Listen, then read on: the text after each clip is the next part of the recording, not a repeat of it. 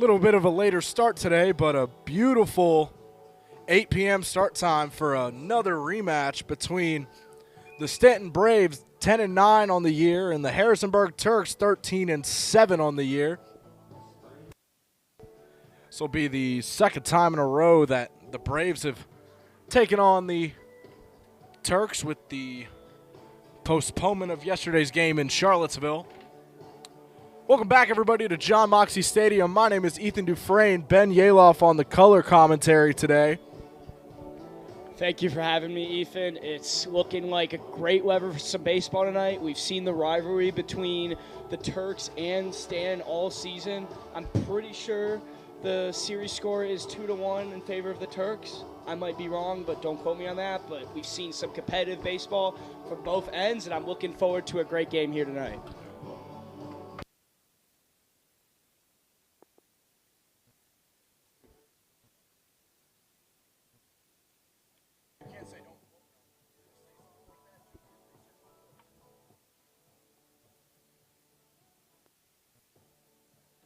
We're about to get the Braves lineups out here, and then we're at the national anthem, and then we should be underway and ready to rock and roll.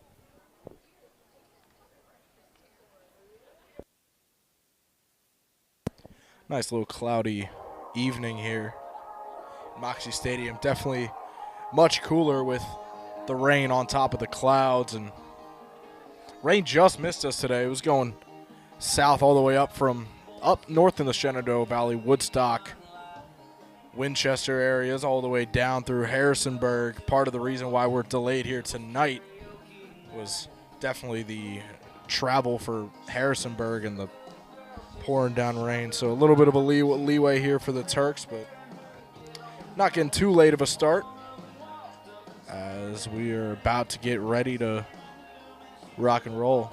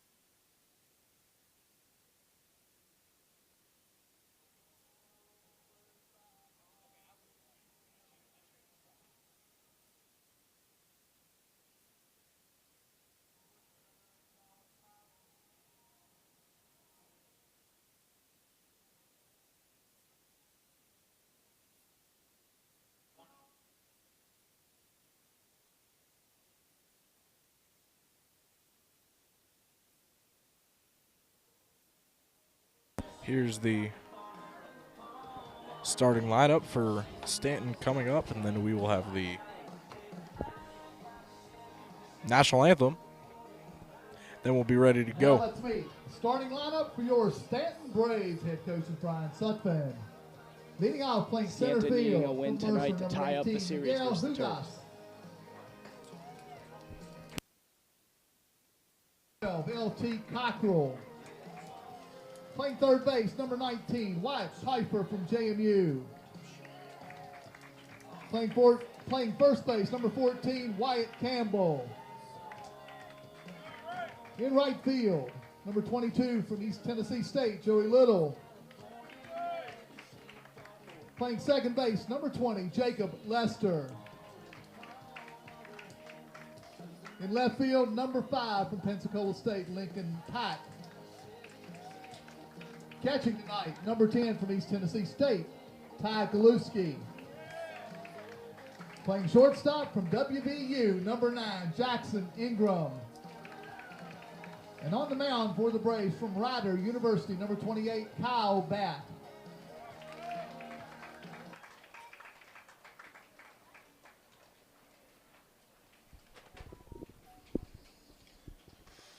At this time, we ask that you please stand as Quincy Clayton sings our national anthem.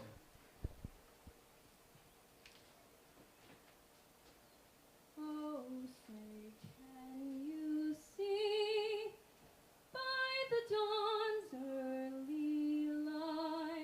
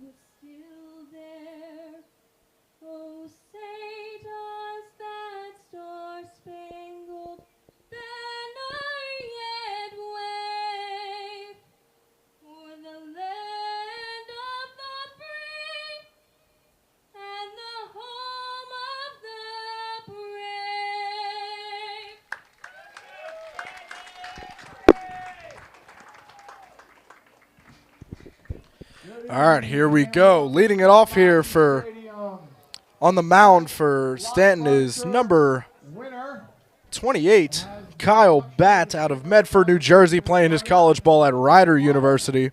Rob Longacker. Rob Longacker, you want to guess, could sit. Kyle Batt, not too shabby so far on the season, especially in his starts. And you need a strong start here if you're going to have a chance to beat Harrisonburg if you're Staunton. Kyle Batt so far in the season has a 4.9 ERA with 11 innings pitched. So, yes, as Ethan said, he will need a very good caliber start to beat one of the best teams in the Valley League as Stan still looks to compete for that division. Harrisonburg for most of the season having the best record in the league, only falling short as of recently to the Woodstock River Bandits, who will be in Moxie Stadium Sunday. Staunton dropping a game to Woodstock at Woodstock earlier this season. This will be the first time the River Bandits make their way down to Moxie Stadium.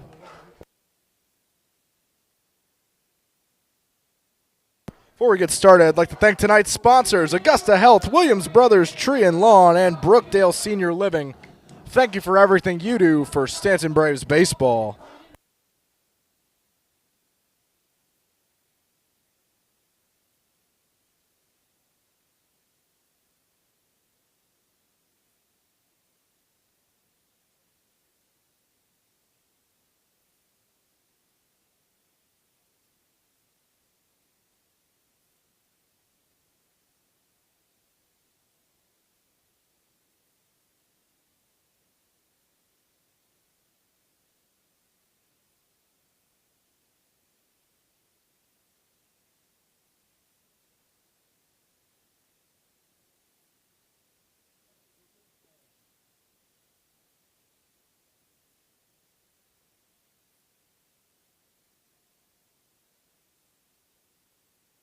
So leading it off here for the Harrisonburg Turks is the third baseman, number 10, Gavin Grapuso out of Kingston, New York, playing his college ball at Wingate University, taking an 0-1 count from Kyle Batt. Here's the 0-1 as that one is popped up, and that one will be brought in by Jacob Lester, who is playing second base today for out number 1. And now, newly James Madison Duke, Clay Thompson playing center field today for the Turks, batting second. Father Clay Thompson, father also played for James Madison, so starting a little family tree of JMU baseball players starting this season as he swings and misses at Kyle Batt's first pitch, 0-1. I like the start here from Kyle Batt as we've seen 3 straight strikes, and he's firing it right there. He's making the batter have to earn it at the plate. 0-1. Just a bit outside, even count 1-1.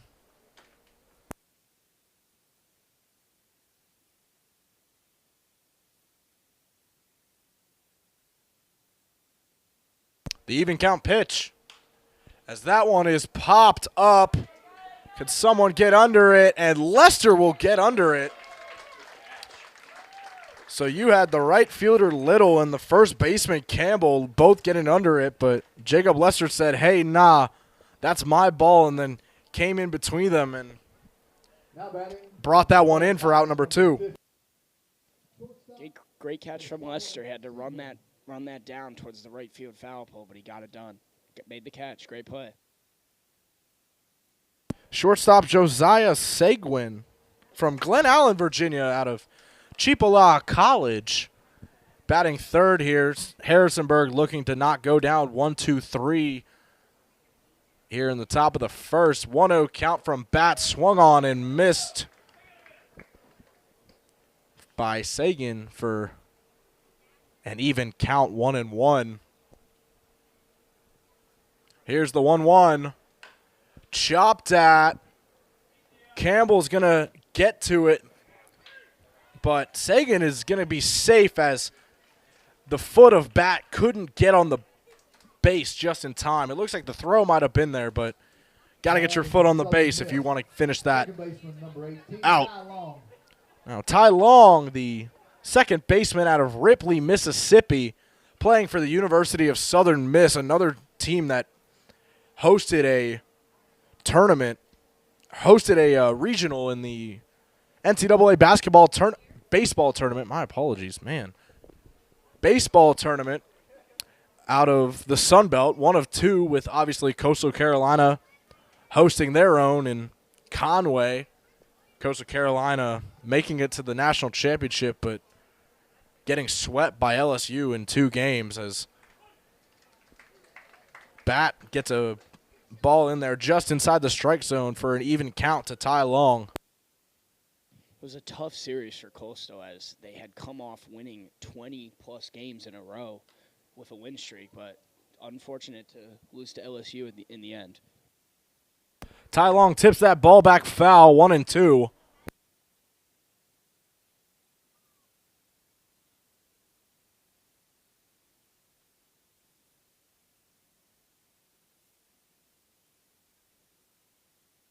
The 1-2 pitch. Chop back foul, 1-2 still. Yeah, even though a team like Coastal Carolina, I mean, top 15, top 20 ranked all season, making it that as far as they did for to the national championship, and also obviously Southern Miss hosting a regional in Harrisonburg, as that ball is chopped to Bat, and the throw from Bat to Campbell, that is out number 3. As we move to the bottom of the first, so 4 batters in, and Harrisonburg has no answers on the scoreboard. Still 0-0. Make sure to pop out Thursday, June 26th, as the Stan Braves will be taking on New Market Rebels right here. Sponsors and free tickets can be found at Dew Point Community Credit Union and Dodson Pest Control, so be sure to pop out. I also want to thank the organization for feeding the Braves, Judy, Debbie, and Austin. Thank you so much for all your credit that you do for the Stan Braves. And if anyone or any group is interested in providing a post-game meal for Braves players, coaches, or anybody involved in the Braves organization, please come to the concession stand, or please come talk to our concession stand manager, Miss Joyce. Starting it out on the mound here for the Harrisonburg Turks, number 16, David Davia out of Opelika, Florida, playing his college ball for the Florida State Seminoles.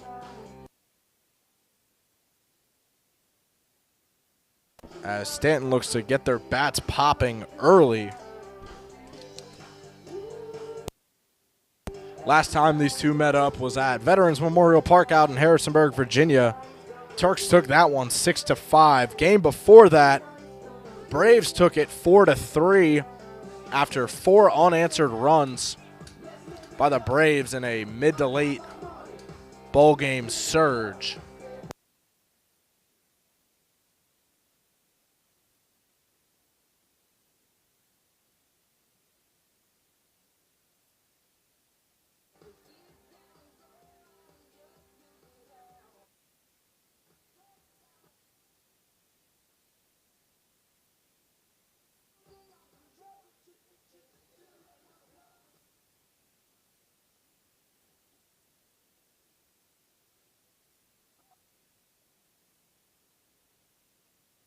So leading off here for the Staunton Braves, the center fielder Hugas, who has been Leading out for the Braves, a new addition to the roster.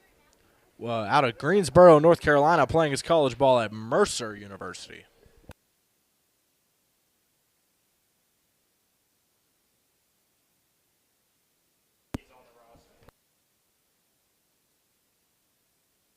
So Davila's first pitch is down there for a ball 1. Here's the next one, right down the center, even count. Miguel batting 167 to start his Braves career, but then again, he's only has 6 at-bats, so it's a small sample size, and he's ready to do some damage here in the leadoff spot. That ball didn't even make the plate, 2-1 count.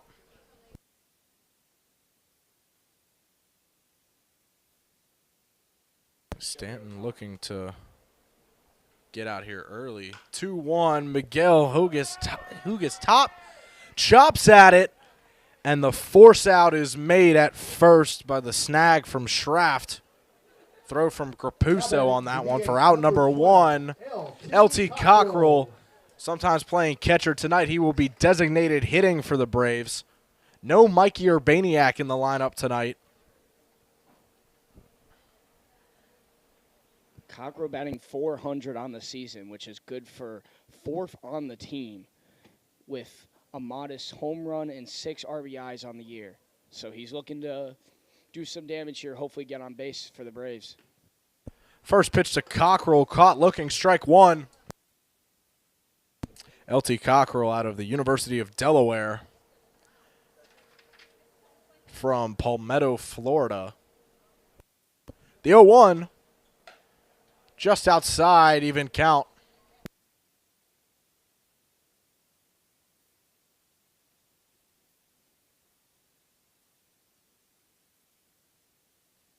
The 1-1.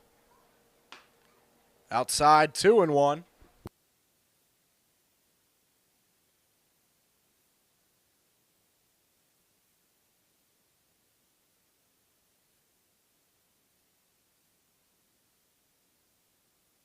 Here's the 2-1 pitch.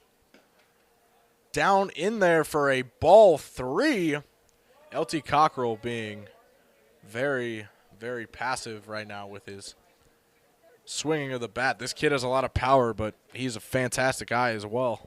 Interesting stat. He actually has 30 at-bats with no walks until now. This is his first walk of the season. That could not have been said at a perfect time, as soon as that was even mentioned, ball 4 way outside. And that is the first runner on first base for Wyatt Pfeiffer, who is playing third base tonight. Wyatt Pfeiffer just named the South Division Infielder of the Week as he pops that one up in the shallow right field behind the foul line, and that is out number 2. Wyatt Campbell, the first baseman, up next for the Braves.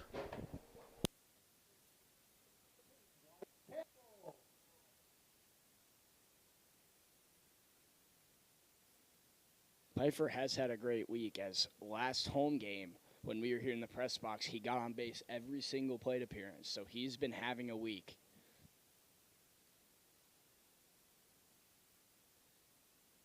First pitch to Campbell, caught looking, strike 1. Wyatt Campbell has some power, as I saw the first night I joined Ethan in this press box. He took one to deep left center field. It was a 3-run homer to tie the game. So Campbell is not a batter to be messed with, especially in a situation with a batter on. 0-1 inside, even count.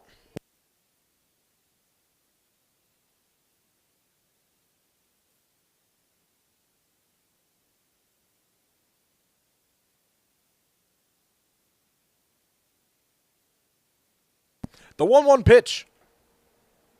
In there for a ball 2.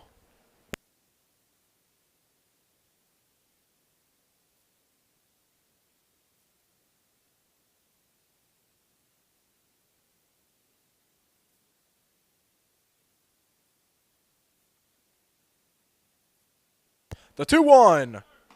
Cockrell's looking to steal second. Throw is way off, and LT Cockrell is way in there at second. So a runner in scoring position here for Wyatt Campbell. Wyatt Campbell is actually the opposite of LT Cockrell, as he is leading the team in walks. So could he look to watch another one go by, get on base here, and bring up Joey Little, the right fielder? Often in baseball, you always want to pass the baton. So if you don't get the pitches to hit, that's what Wyatt Campbell could be looking to do here.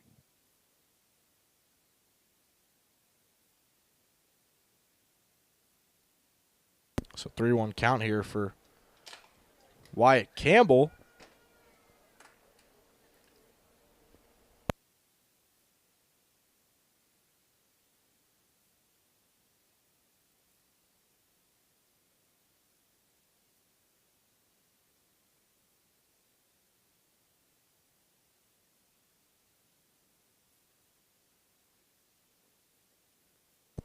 little bit of a meeting between the catcher, Bird, and Davia.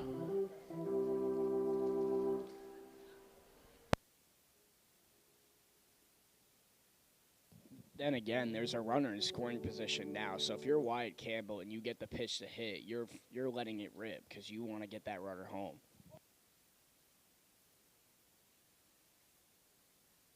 The 3-1. Way inside. That is ball 4. And runners on first and second with Joey Little out of Dandridge, Tennessee, coming up to the plate.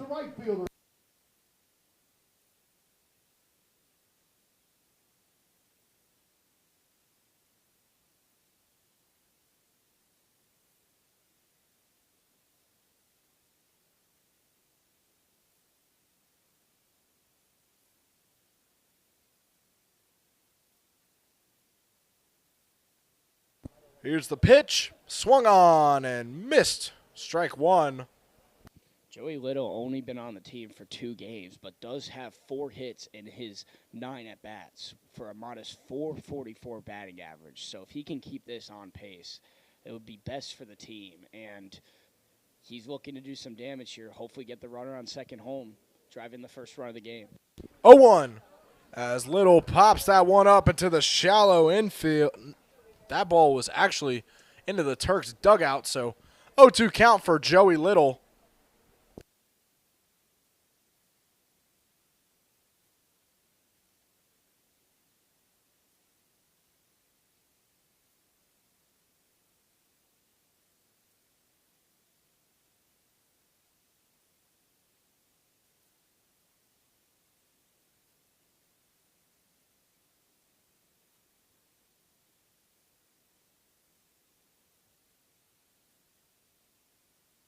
The 0-2 pitch as Little chops that one, and that is an easy force out at second. So we have finished the end of the first. Still goose eggs on the board for both teams. So far, a strong pitching appearance from both starting pitchers. As we move to the top of the second, it is still a 0-0 ball game. I'd like to thank tonight's sponsors, Augusta Health, Williams Brothers, Tree and Lawn, and Brookdale Senior Living. Thank you for everything you do for Staunton Braves baseball. Kyle Batt staying on the mound here in this second inning.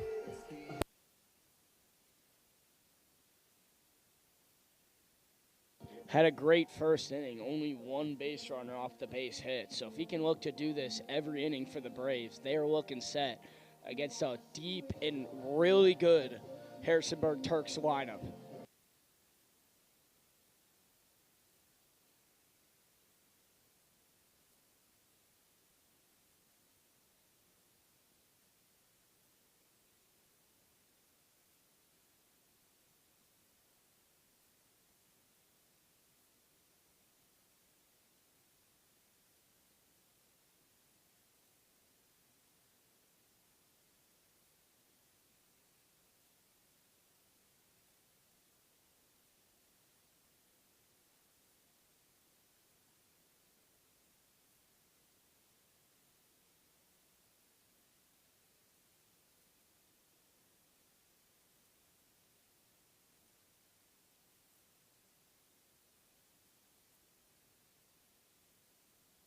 Leading off this top of the second for the Harrisonburg Turks is their left fielder, number 28, Owen Ankers out of Atlanta, Georgia, playing his college ball for the Clemson Tigers.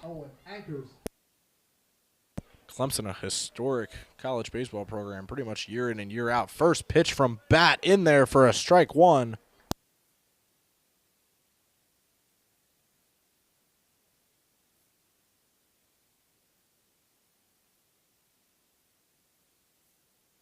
Here's the 0-1. Chopped at foul, 0-2.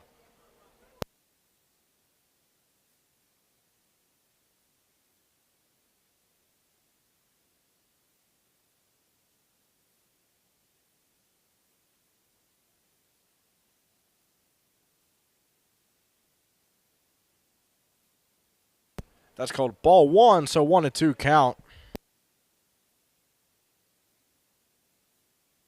Kyle Kyle Bat keeping up the strikes going because he has not really seen a batter deep into the ball count yet.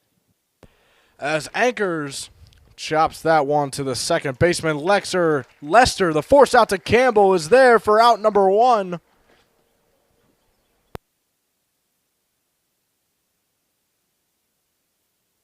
So Jackson Schraff, the first baseman, number 33, is up next for the Turks out of Gainesville, Georgia, playing his college ball at the University of North Florida.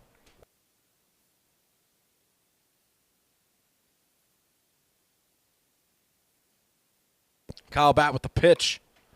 Outside, ball 1.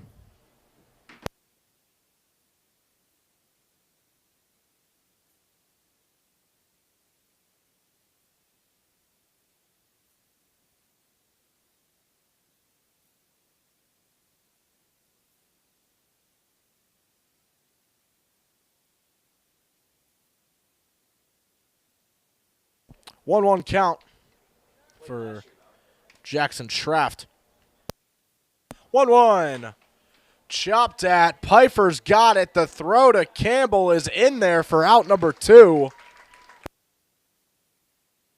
As the catcher, Steel Bird, out of Yamasi, South Carolina, also playing his college ball for the Clemson Tigers. There's 4 Clemson Tigers on this Harrisonburg Turks roster.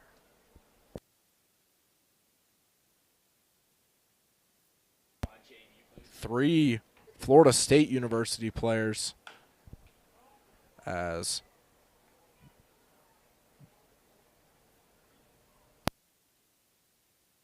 apologies, it's Thomas Bly up to bat, not Steel Bird just yet. Thomas Bly out of Tampa, Florida, playing his college ball for the St. John's River State College as he's down 0-1 on the first pitch of his at-bat.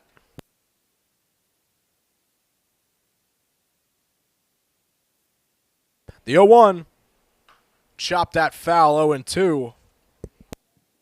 Kyle Bat just throwing it in there. We've not seen any full counts or really many even 2-2 pitch counts. So he's been firing strikes, he's been dealing, and he's been getting out so far today.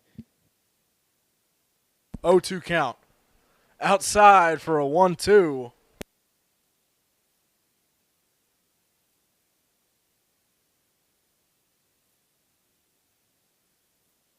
The 1-2 pitch. As that one is hit well by Bly, popped up, and Pack is going to get under it. First giveaway tonight, As that is the end of the top of the second. courtesy of Premier Moving. So 3 batters. 1160. 3 batters in the inning. Nobody makes it on base. So we move to the bottom of the second. Still a 0-0 ball game.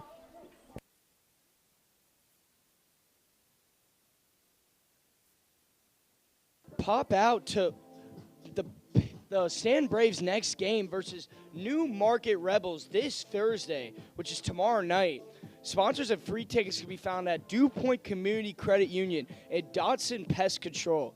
So be sure to pop out if you've never been to a Braves game and you want to see one, because it's amazing news. Also, thank you Judy, Debbie, and Austin for feeding the Braves, and as well as anyone who's interested in providing a post-game meal for Braves, players, coaches, or anyone involved in the Braves organization.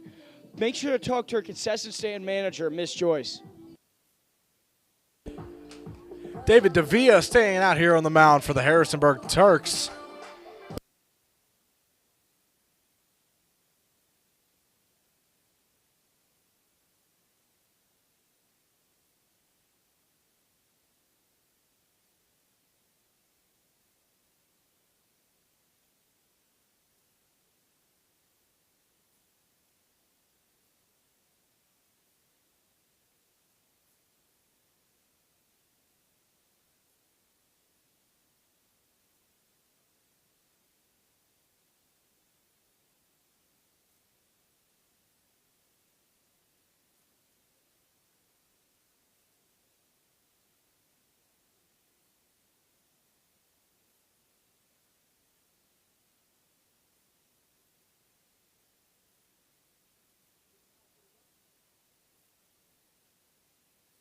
So leading it off here in the bottom of the second for the Braves is Jacob Lester, a second baseman who's still been hitting fantastically all year, even getting on the roster a little bit later than about a quarter of the way through the season. He has made an impact. 0-1 count to Lester, in there for strike two, caught looking again. Yes, he has, Ethan. He already 2 homers and just 32 at-bats along with 13 hits, so that's good for a .406 batting average, so great start for Lester. 1-2 count. For that ball was way inside for Jacob Lester.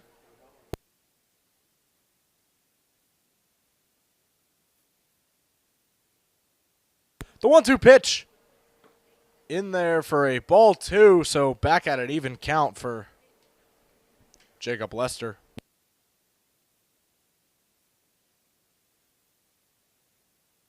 2-2. Popped up. As that one is going to be brought in by Schraff, the first baseman, for out number 1. As Lincoln Pack is up to bat. Saw him in a lot of leadoff situations this season, but the batter's box has not been his best friend as of late.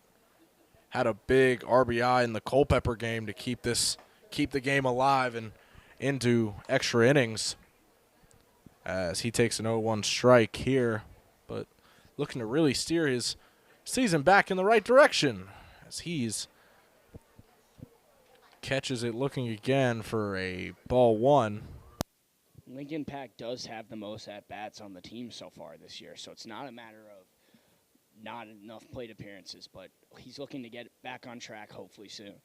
That ball was high for a 2-1 count.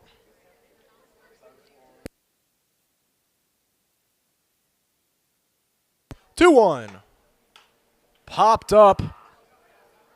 Trying to make it in play, and Bird is going to throw his mask and grab it.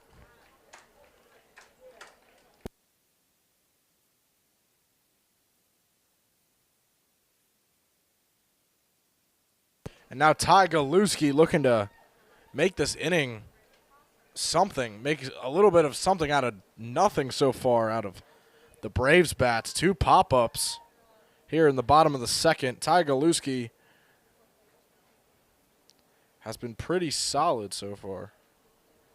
First pitch to him, way inside, ball 1. He had the big sacrifice fly in the last home game the Braves played here, and that was pivotal for the Braves taking the victory over Purcellville. 2-0 count here for Ty Galuski.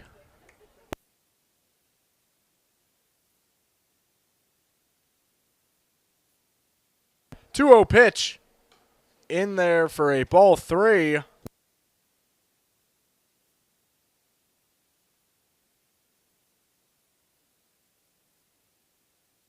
Galuski could look to extend the inning here and hope maybe bring up Jackson Ingram to hit after.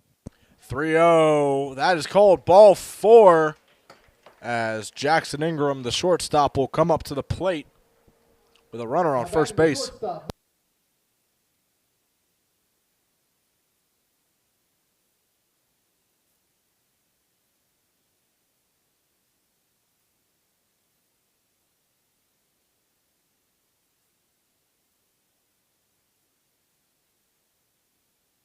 Here's the pitch from Davia, way outside, ball 1.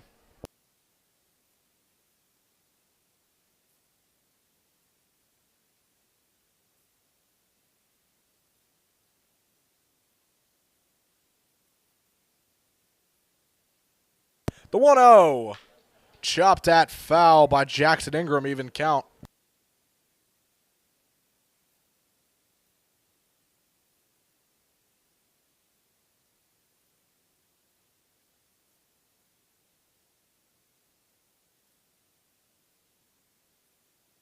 One. Jackson Ingram bloops that one into shallow right field, and runners on first and second here for Miguel Hugas to get another shot at the plate today. Second time around the Braves batting order on the day. First time was a little dribbler to the third baseman that was thrown out from Miguel Hugas, but this time is not just him. There's runners on first and second, so hopefully he could look to bring home one of the runners with a base hit, just like Jackson Ingram just had.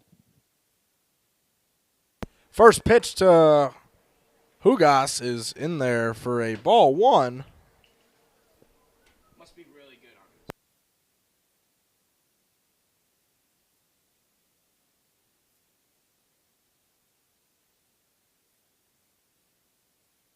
it. Hugas's next pitch is fouled off for a 1-1 count.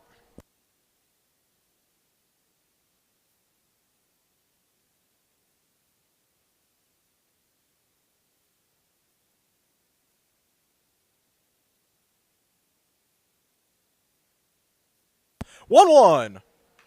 Chopped at foul, 1-2.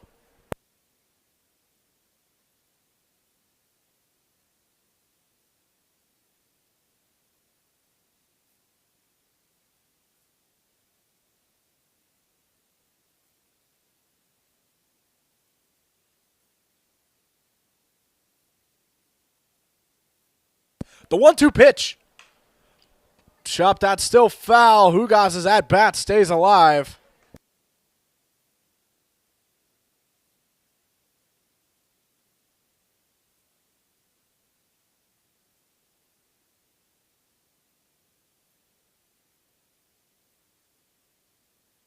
Here's another shot at it.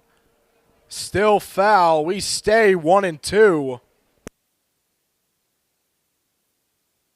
Great at-bat so far from Hugas to stay alive as he just keeps fighting off pitches. Hopefully if you're Miguel Hugas, the pitcher will eventually get a little annoyed and maybe throw a good one for him to hit.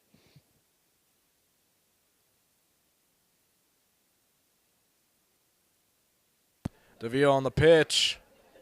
In there, ball 2.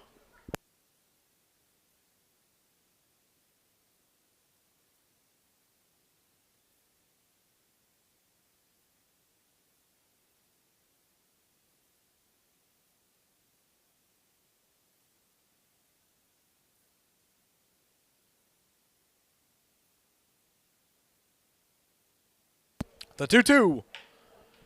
Chopped at, just foul. At bat stays alive for Miguel Hugas.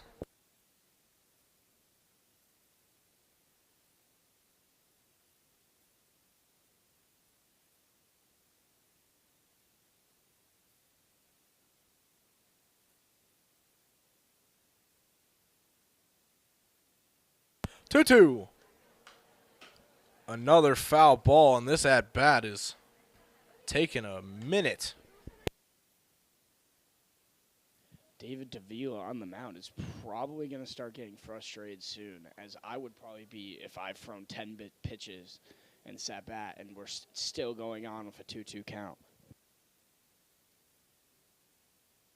Here's another 2-2 count as that one just gets into the glove of the third baseman, Grapuso, and gets the force out at second for the end of the second inning. Still 0-0 here between the Turks and the Braves. We'd like to thank tonight's sponsors, Augusta Health, Williams Brothers, Tree and Lawn, and Brookdale Senior Living. Thank you for everything you do for Staunton Braves baseball.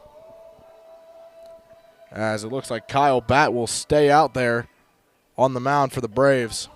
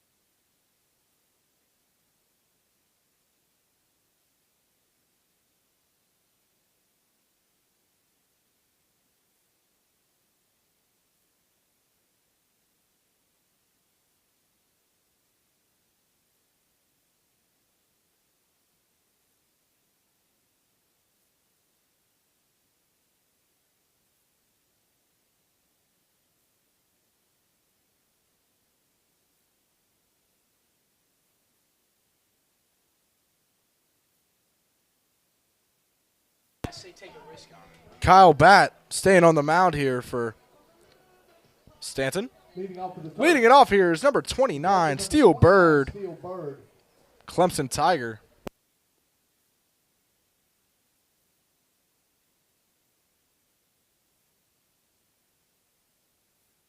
First at bat to Bird as Bird hits that one really deep, but way left for a foul ball.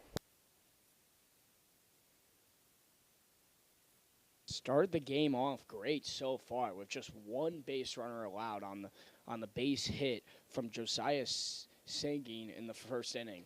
Other than that, he's been dealing. Caught looking 0-2.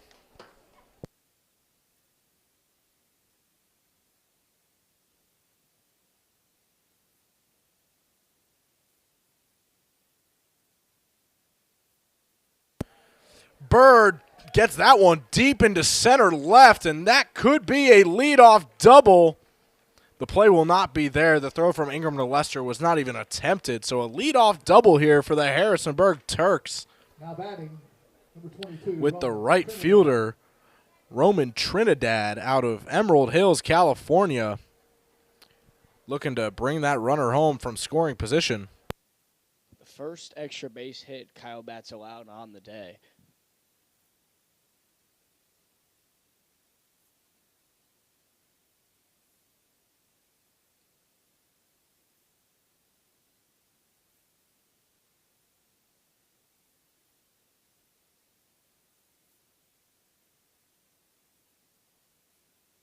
Oh, 0-1 count to Trinidad.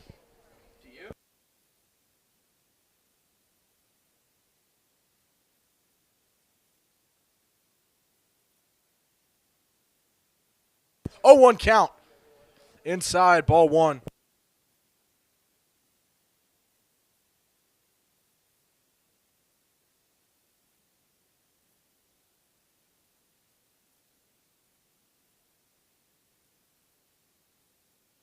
The 1-1 count. Just a bit low, 2-1.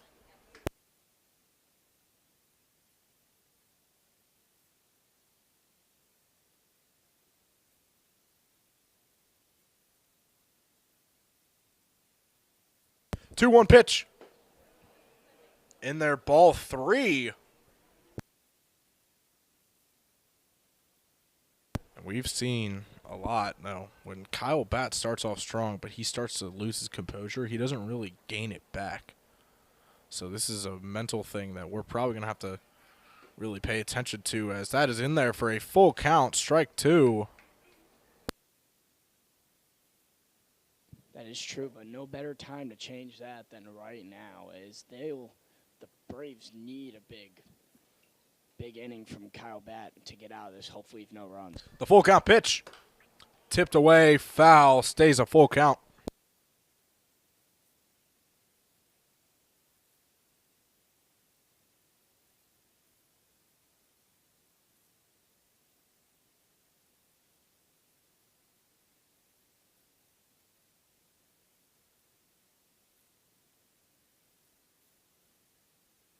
Three-two.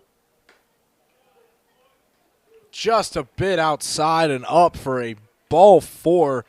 So runners on first and second, still no outs here in the top of the third for the Harrisonburg Turks, as we're back at the top of the Turks batting order for the second time today. Gavin Grapuso, the third baseman, looking to put the game's first runs on the board here for the Turks. Here's the pitch from Batt. Grapuso drawing bunt, but tips that one behind him foul, 0-1. You don't see sacrifice bunts often, especially from the number one hitter. But if you can get a great bunt down the third base line towards the third baseman, and you get both runners to third and second, that is huge for the Turks. And you're just a sacrifice fly away from taking the lead. The 0-1. Grapuso draws the bunt again. The force out to Campbell at first will be in there for out number one. Both runners advance to second and third. So two runners in scoring position now with Clay Thompson up to bat.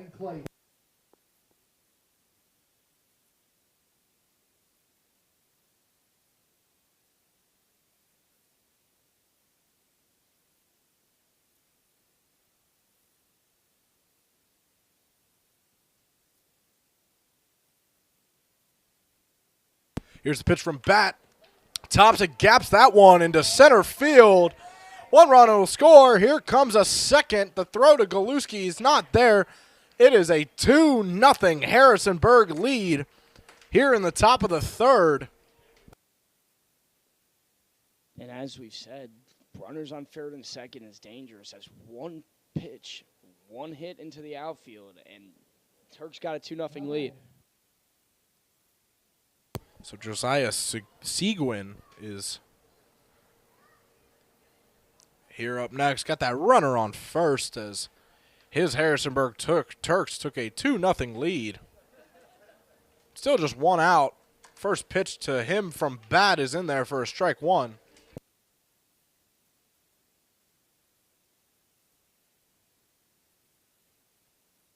See sacrifices sometimes in college, but you do not see it at all anymore in the Major League Baseball. So it's nice to see the sacrifice being used for the Turks to take the lead. 0-1 count here for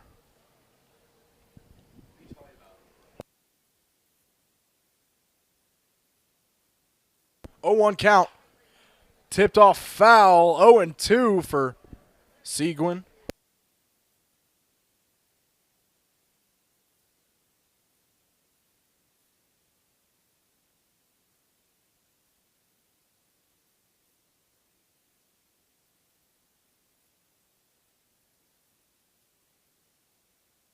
The 0-2 pitch swung on and missed for out number 2.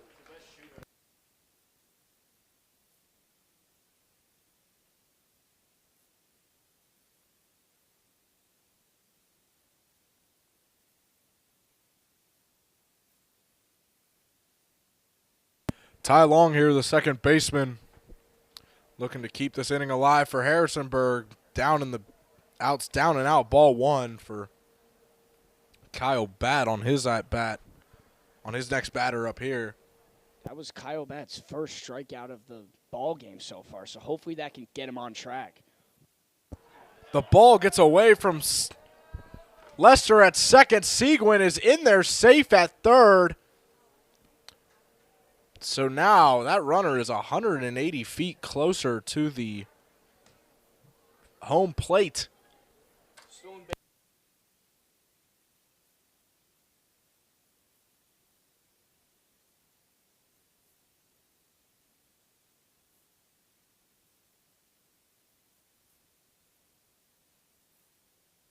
The 1-1 swung on and missed 1-2.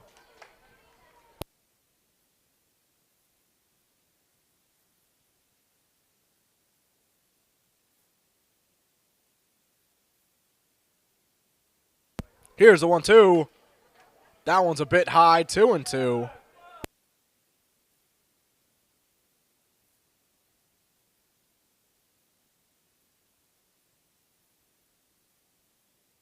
Two and two.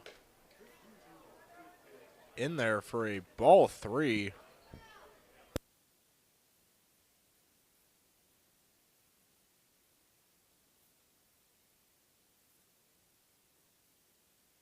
3-2. Chopped that foul. Still a full count.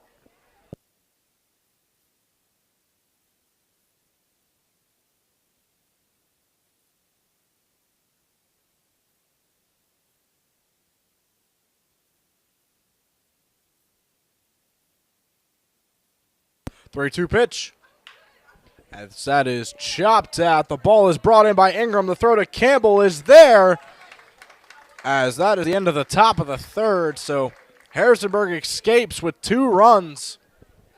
One runner stranded on base. As it is a 2-0 Turks lead after halfway through the third. Make sure to pop out tomorrow night versus New Market Rebels. Sponsors and free tickets can be found at Dew Point Community Credit Union and Dodson Pest Control. So don't miss your opportunity to pop out to a Braves game if you haven't already. Thank you to Judy, Debbie, and Austin for always feeding the Braves.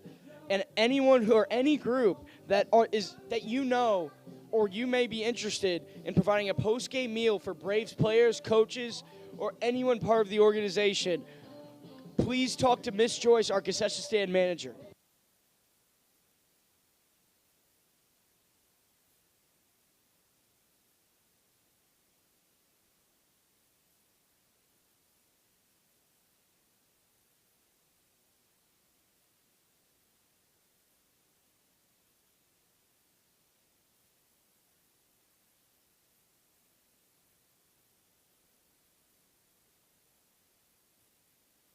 David Davia staying out here for this bottom of the third appearance.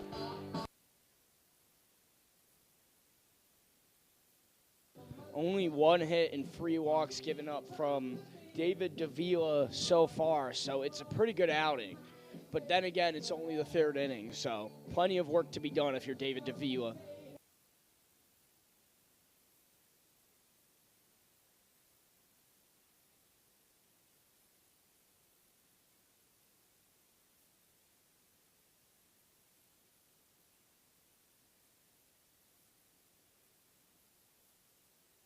So leading it off here in the bottom of the third for the Staunton Braves is L.T. Cockrell.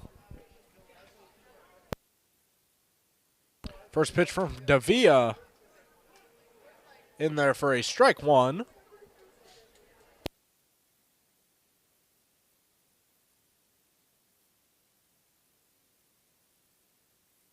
The 0-1 as L.T. Cockrell chops that one into shallow center right, and that is a leadoff single for the designated hitter.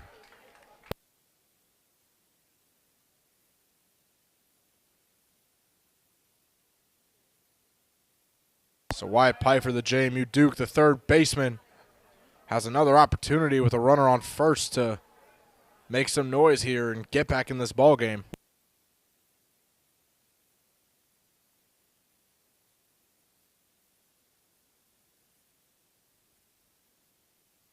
As Pfeiffer chops at it, can't get the double playoff, as that looked like a good opportunity from Grapuso, but thrown out at first. Looked like it was a little bit of the first baseman, Schraft. Foot came off the bag a little bit, but got it back on just in time to get the out in there. Cockrell advances to second.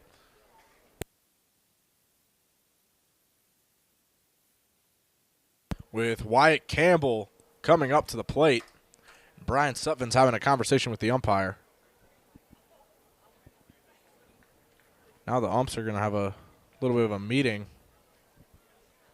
Wonder what this is about.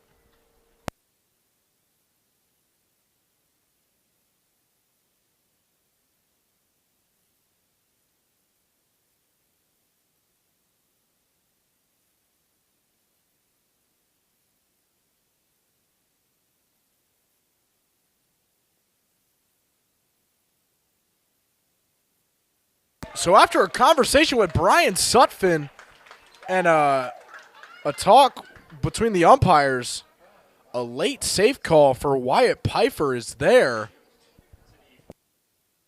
So that'll be an E5 for Now batting Wyatt Campbell, the third baseman, Grapuso. And now runners on second and first here. Wyatt Campbell has 2 runners on base, and he represents the go-ahead run. Here's the pitch to Campbell as that one is chopped into center right.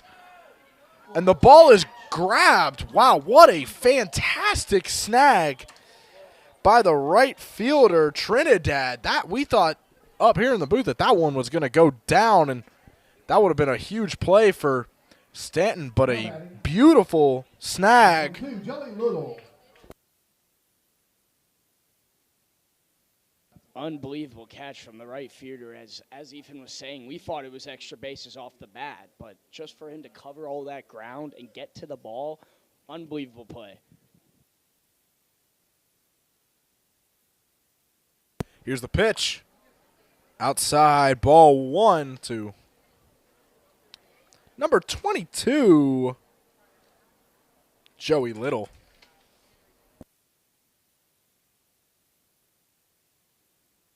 1-0. Down there for ball 2.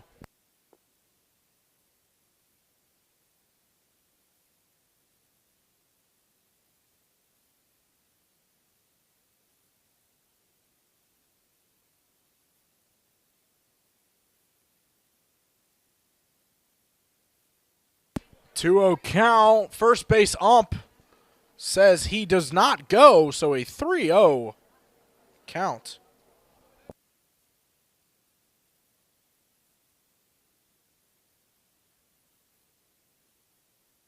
Would be big for 3-0 pitch. In there for strike one. 3-1.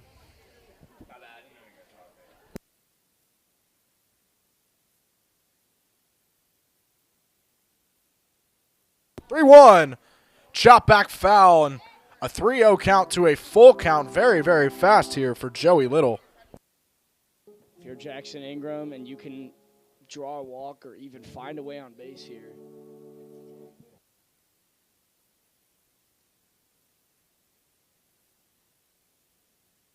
Three-two. Chopped at by Joey Little outside the ballpark. 3-2. If you can get on base here, if you're Joey Little and load the bases, it would be crucial for Stan, as one swing can either tie the game or give him the lead. 3-2, runners are advancing. Ball is in there and grabbed into deep left foul territory up against the tarp. All runners get back home safely, so still runners on second and first with Jacob Lester. Jacob Lester Still has the opportunity to make some noise here for Staunton.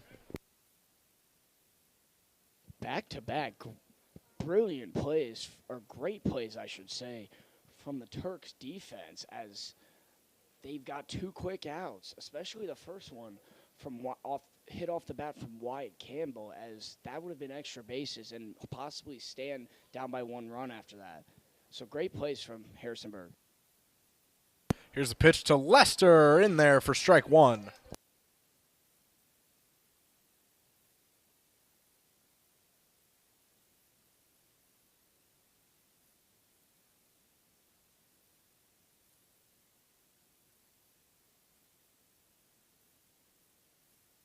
The 0-1. Just a bit outside. Even count, 1-1.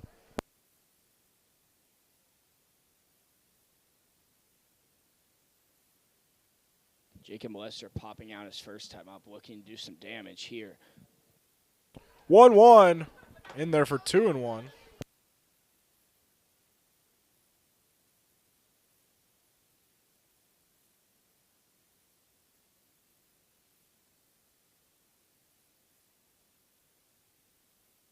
Two one, chop back foul. 2-2.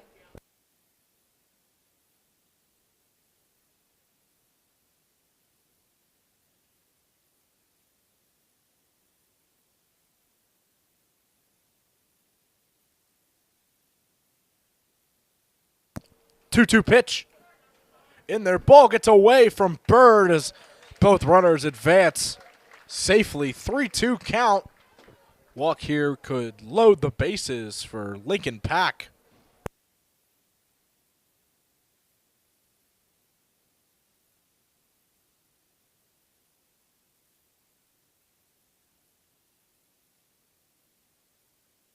Three-two, chopped at.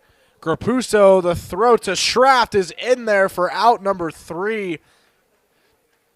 Two runners stranded on base, the two tying runs stranded on base for Staunton as Harrisonburg moves into the top of the 4th with a 2-0 lead. I'd like to thank tonight's sponsors, Augusta Health, Williams Brothers Tree and Lawn, and Brookdale Senior Living. Thank you for everything you do for Staunton Braves baseball.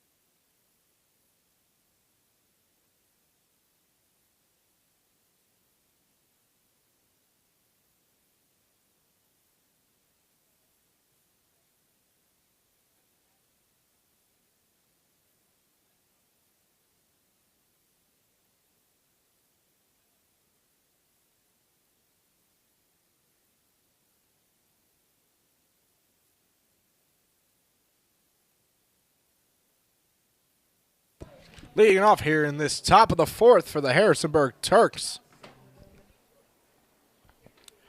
Number 28, Owen Anchors. Here's the pitch from Bat. Chopped at. Campbell gets a glove on it.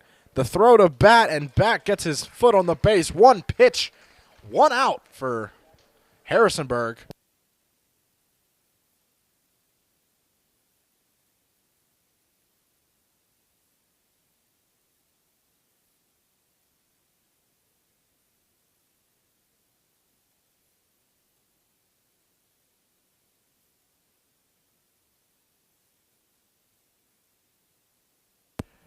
First pitch to Schraft.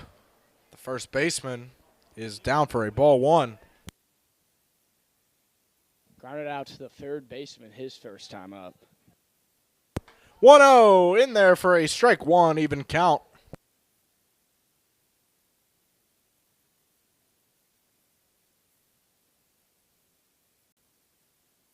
One. Chopped at 1-2, and Kyle Bat is firing these pitches off at a fast rate.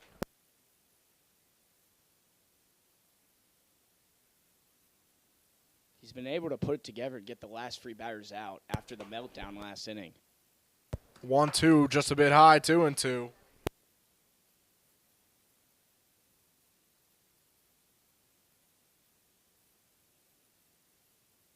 Two pitch.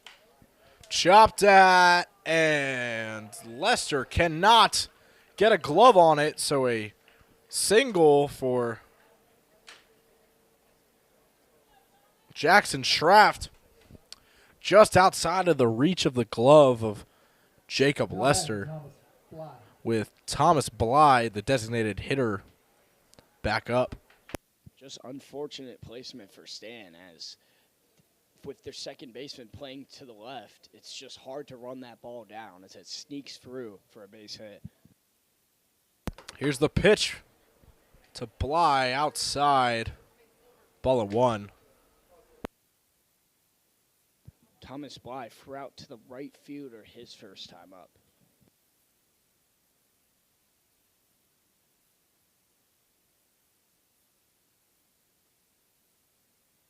One-0. Outside, 2-0.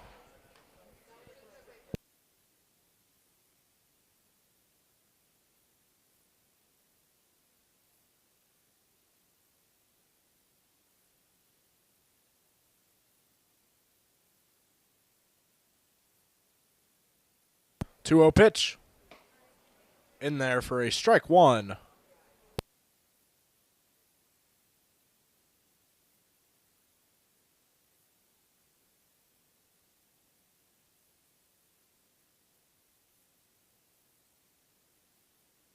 Two one. In there again, strike two.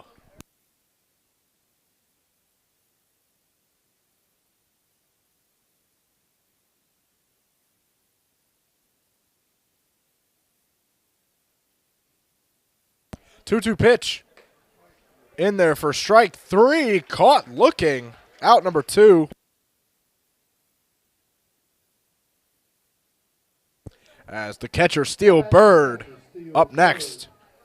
Looking to keep this inning alive here for Harrisonburg.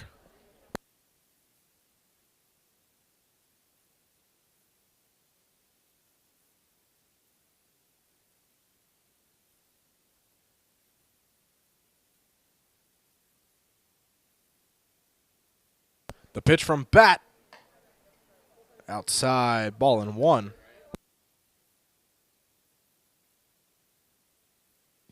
Steel Bird with a gapper to left center field his last time up. If he could put together the same exact thing, it could bring a run home here for the Turks. Chops that one back foul, even count.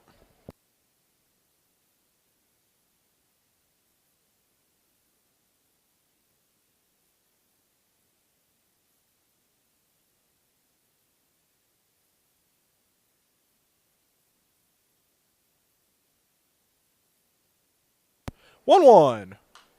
Chop back foul, 1-2.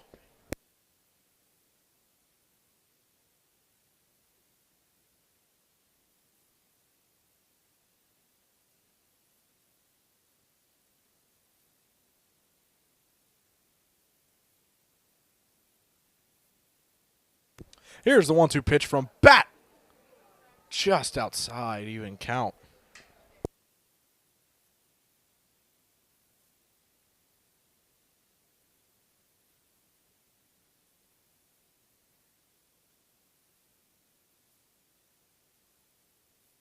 The 2-2. Outside again, full count, 3-2. Runner on first base will be running on the pitch as we've got 3 balls, 2 strikes, and 2 outs.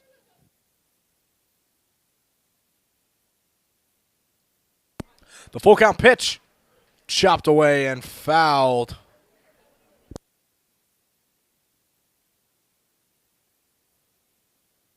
If you're wondering why the guy will be running automatically, if it's ball 4, then he's on second anyway. And if it's strike 3, the inning ends. So there's no penalty for him running on the pitch. Full count pitch, try 2, as that one is outside for a walk for Steel Bird, as the 9-hitter Roman Trinidad is up next, playing his college ball at San Jacinto College North.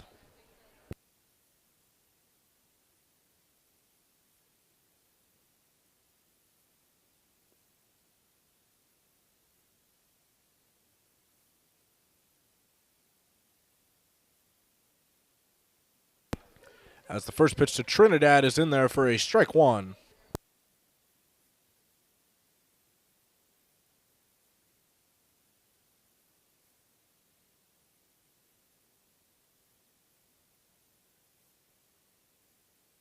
The 0-1. Down for a ball 1.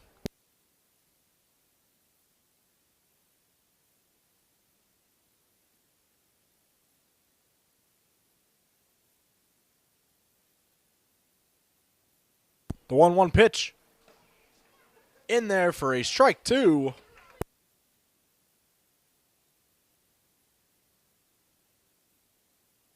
Roman Trinidad walked his first time up, so no official at-bat yet for him on the day. Here's the 1-2. Chopped foul. Still 1-2.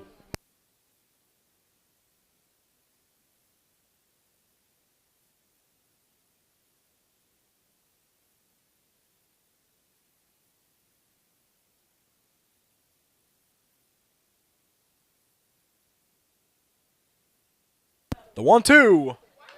Chopped at, still another foul ball. And this inning is really working Kyle Batt's pitch count.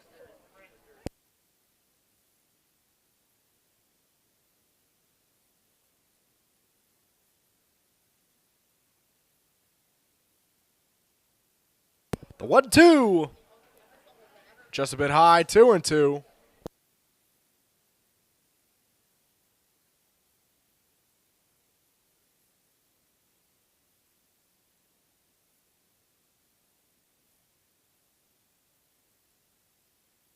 Two-two.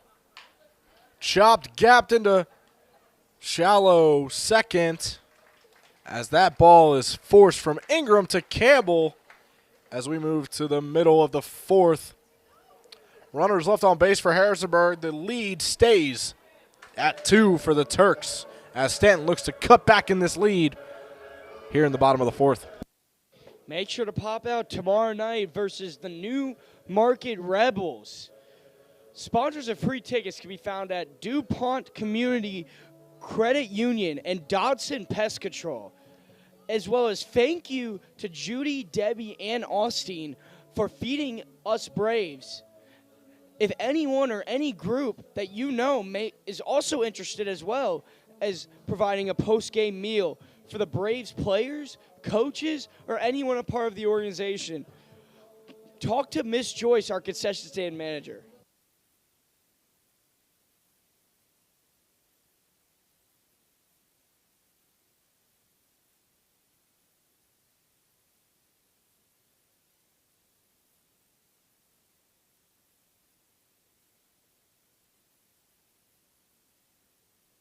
Kyle Batt, after having thrown that 4th inning, already only 5 hits on the day with 2 runs. So if you're Stan manager, do you look to keep him in here going into the 5th inning or not? It's a choice they're going to have to make during this bottom of the 4th. Yeah, 5 hits in 4 innings can be a lot, especially for a summer league team where the turnaround for pitchers is very, very fast. They're limited to however much they can play every appearance out. David Davia will stay in this game for Harrisonburg in the bottom of the 4th.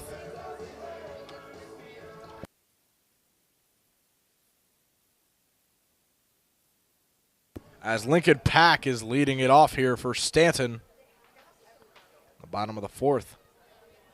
First pitch to Pack from Davia, just a bit high, 1-0.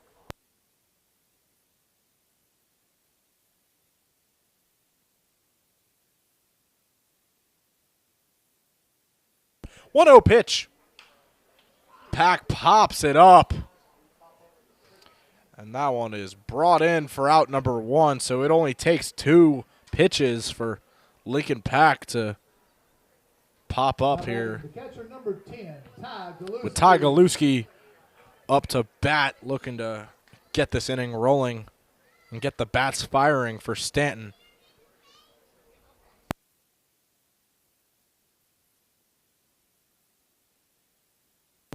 Davia to Galuski. Check swing. Third base umpire says he goes 0-1. Galuski and Ingram batting after Galuski were able to get on for Stan in the 2nd inning. So if they can put together something similar here, Stan could be looking good to put up some runs. 0-1, high and inside, 1-1.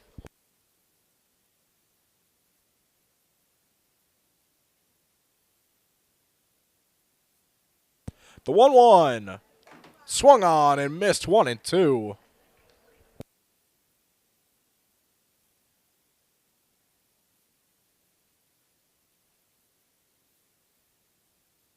One-two pitch. Swung on and missed. So 2 batters, 2 outs here for Harrisonburg as Now batting shortstop, number 9, Jackson Ingram is now up, looking to keep this bottom of the 4th alive for Staunton, as it has been a lackluster appearance at the bat so far across the board for the Braves. And being lackluster in the bats, especially against a fantastic team in Harrisonburg, typically doesn't work out in your favor. It did just 2 matchups ago when Staunton scored 4 unanswered runs after being down 3-0 in the mid to late innings, so potential pop out there too. But in the favor of Braves, in most games, if they are not scoring early, they are typically struggling to keep afloat in games like this. 0-2 count to Jackson Ingram in there for a ball 1. We've also seen so many games this year from the Braves. Even when they're not producing early, they can come back very quickly and efficiently if you let them. So if you're Harrisonburg, you look to keep dealing like you are and don't give Stan even a breath of breathing room to come back in this game. 2-2 count here for Jackson Ingram. As that previous ball went outside. 2-2. Jackson Ingram hits it deep left, and that one is out of here. Jackson Ingram, a guy that we really don't see as much of a power hitter, brings Staunton on the board. That goose egg is gone. The lead is down to just 1. That is a deep ball for Jackson Ingram, and it is a 2-1 ball game. Jackson Ingram with his 2nd home run of the year, just barely clearing the fence in left center field, and now leads the Braves in RBIs with his 11th total on the season. Big hit for Stan as they're down only 1 run now. After tonight, this will be about the halfway. This will be exactly the halfway point in the season for the Braves. This will be game 21 for Harrisonburg. Game 20, so a loss tonight for Staunton would put them at 500 halfway through the season. Still second in that South Division. A win would put them at 11-9. 2 games over 500, where they've been comfortably most of the season. Turks have been really good this year and have been leading the division, but one game from Staunton, and you're back within a game. Well, within 2 games, but a win against the Turks would be huge, as they are the team you need to beat to get back to winning this division.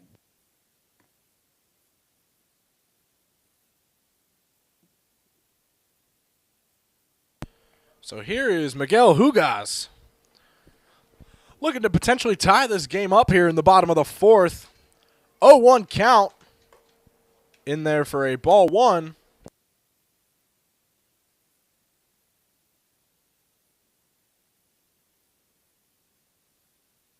The 1-1. Inside, ball 2.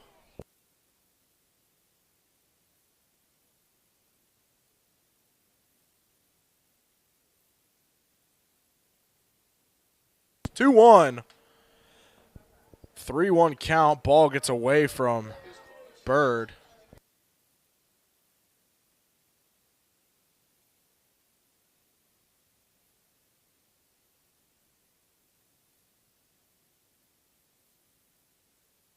Three-one pitch. Just a bit high, and Miguel Hugas draws a walk with LT Cockrell coming to the plate, representing the go-ahead run for Staunton. 12, LT Cockrell.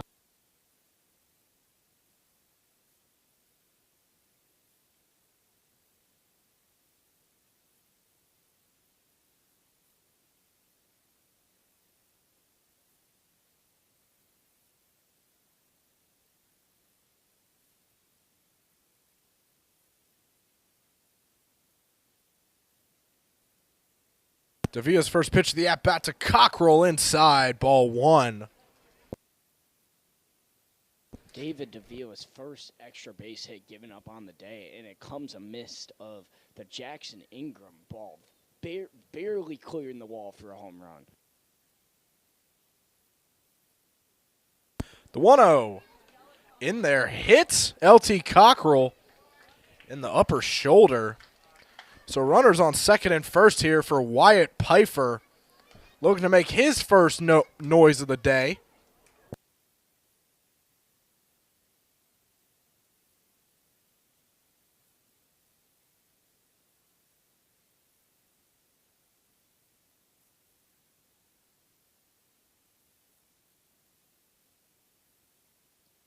Tying run at second base for Wyatt Pfeiffer.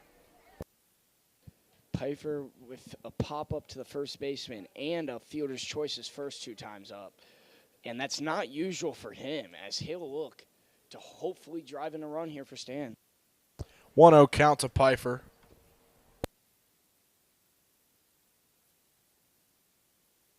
One 0 chopped at, grounded out, ball gets away. Hugas is going to make it home, and Wyatt Pfeiffer is in there at second. We have a tie ball game. An E6 here, so not a hit for Wyatt Pfeiffer, but runners on second and third, and we are tied at deuces here at Moxie Stadium. Baseball is a game all about momentum, as 2 outs, nobody on. Ingram gets the home run, and suddenly Stan got the momentum. And then just like that, walk, hit by pitch, and then a dribbler goes right into the left field. And Stan has tied the game just like that. So Wyatt Campbell, 2 runners in scoring position. That's another dangerous sight to see if you're David Davia in this Harrisonburg fielding, as Campbell chops that one barely foul. Looked like a nice little line drive that could have sent 2 more runs home. Go-ahead run at third base in LT Cockrell. 0-1.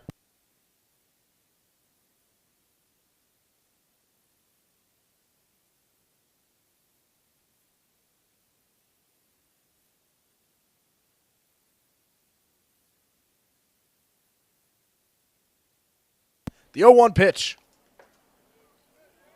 Ball one. We've seen so many games where just rough bounces just get the infielders. We saw one a couple games ago from Pfeiffer.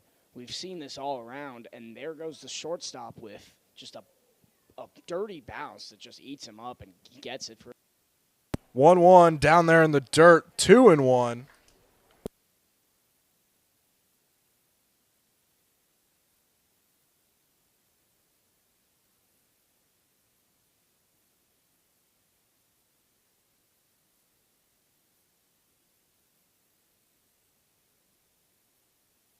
Two-one pitch in there. Strike two. Not inside enough for a ball three for Campbell. What different hitter would you want up in a situation like this to put a dent in this game? Wyatt Campbell leading the league, leading the team in home runs with a chance, if he can hit one here, to make it a 3-run game in favor of Stan. Full count here, 3-2. A walk would load the bases for Joey Little.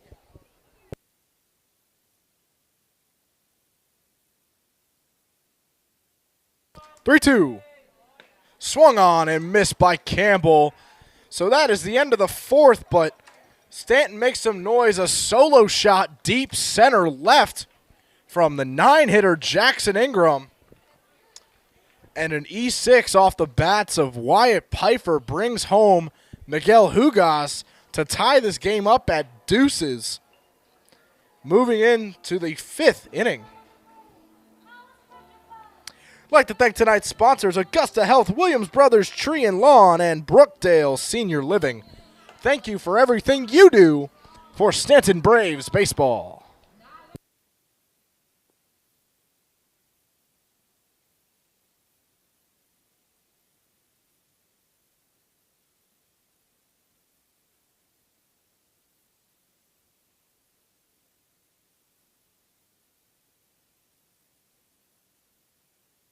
They decide to keep Kyle Batt on the mound. With his 2 runs and 5 hits given up so far, they're going to need him to hopefully give up no runs and hopefully limit damage in this inning to bring Stan back up and keep the momentum going.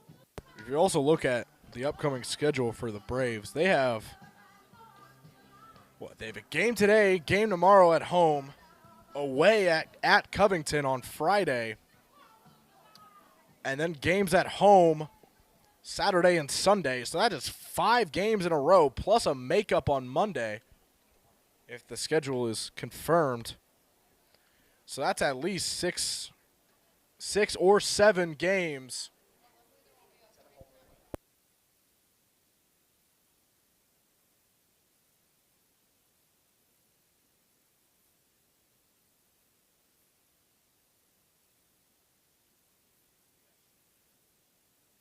One-0 count here for leadoff hitter for the Harrisonburg Turks. Here in the top of the 5th, number 10, Grapuso leading off here, 3rd time around the batting order for Harrisonburg. But yeah, like I was saying, 6 or 7 games in a row, you want your bullpen to stay as fresh as possible. So these starters we're gonna have to rely on these starters more if you're Brian Sutphin. Especially in stretches like this where there's not many rest days off, you need to rely on your starters for 5 or 6 innings a game. Gravin Grapuso had the brilliant sacrifice bunt last time that set up Harrisonburg to even get the 2 runs. Grapuso grounds out to Wyatt Campbell for out number 1.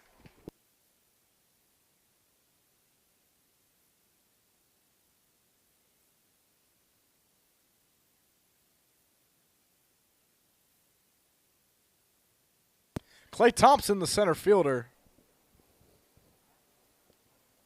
getting a chance to take this lead back if you're the Turks.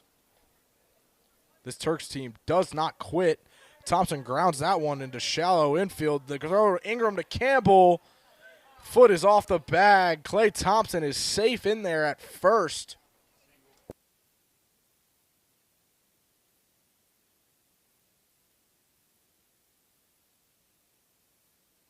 As the shortstop, Josiah Sagan, Seguin is up next out of Chippewa College in Glen Allen, Virginia in the Richmond area. A single and a strikeout so far for Josiah.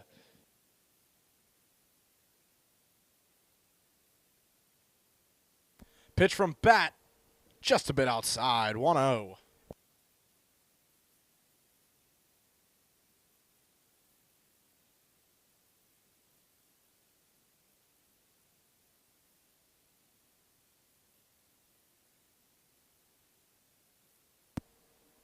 Pickoff play does not go for the Braves.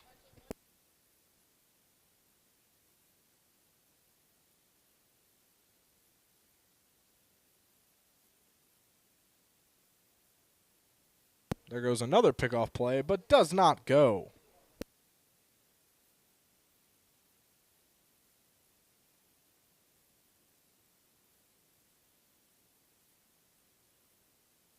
One-oh. Hit well by Seguin, popped up, Pack is under it, and he will bring that one in for out number 2.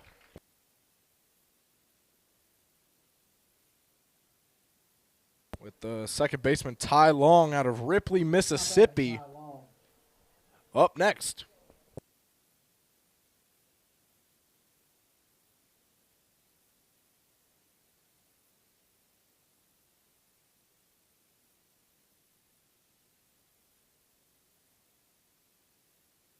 Kyle Bat's first pitch to Long. Galuski, the throw to second, and he is in there. Clay Thompson is caught stealing at second as Harrisonburg does not get any answers around the diamond here in the top of the 5th. We move to the bottom of the 5th. Staunton looking to regain that lead and take it from Harrisonburg.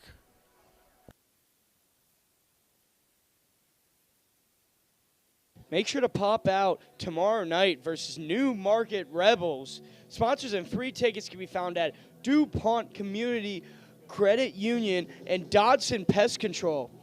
Thank you to Judy, Debbie, and Austin for always being willing to feed the Braves. If anyone or any other group or any of you guys are interested in providing a post-game meal for Braves players, coaches, and the organization, or anyone else, please talk to our concession stand manager, Miss Joyce. So David Devia's day is over for the Harrisonburg Turks on the mound. Number 21, Wesley Jones, is going to finish out, start the relief for this game. Jones out of Matthews, North Carolina, playing his college ball at the University of North Carolina, Charlotte for the 49ers.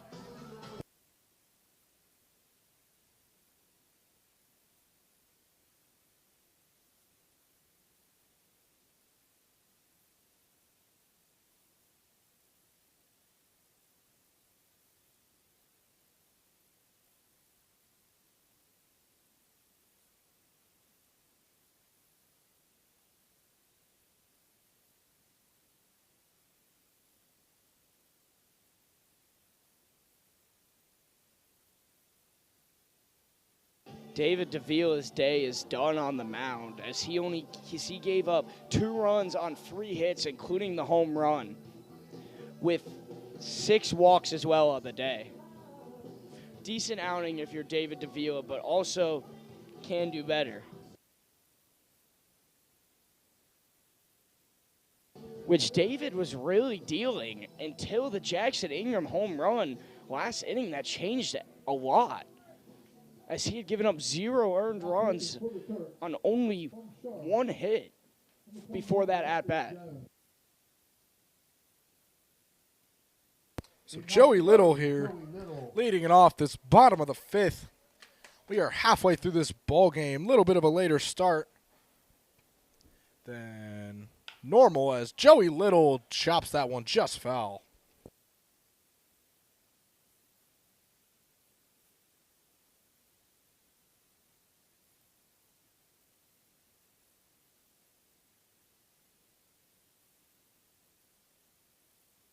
The 0-1 pitch.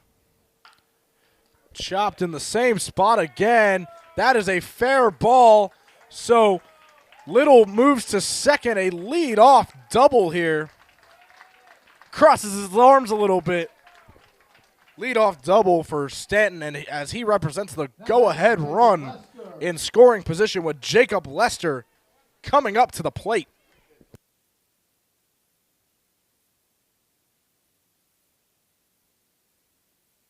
Second extra base hit given up by the Turks tonight, and it's courtesy of Joey Little with the double down the line. Great piece of hitting for Joey Little as he continues his hot start for the Braves. Jacob Lester's in there for ball one.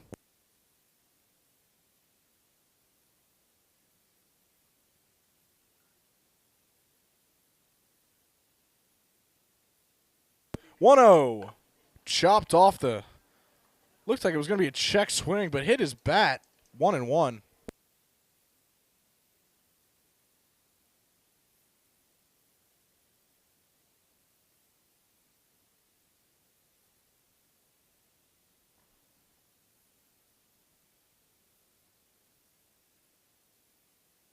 One. Down there for ball one. Ball two.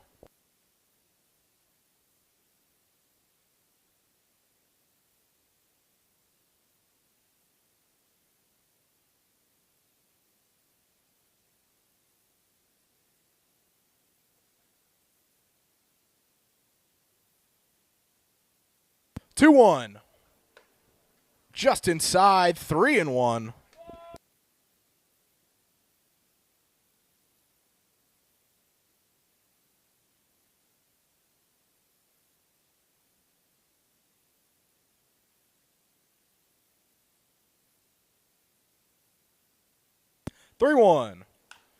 Popped up by Jacob Lester.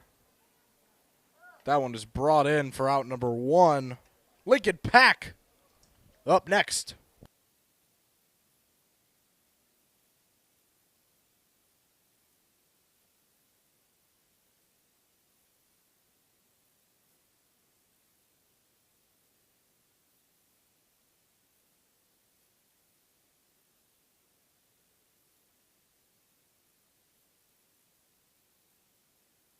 Lincoln Pack, who popped up to the pitcher, or I mean the catcher and the second baseman his first two times up. Pack takes strike one.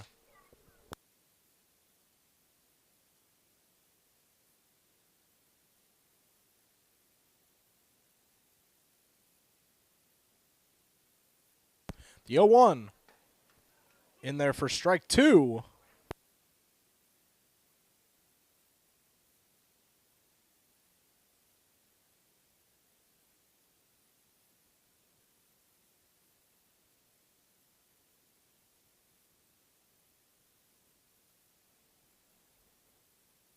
The 0-2 pitch. Outside, ball one.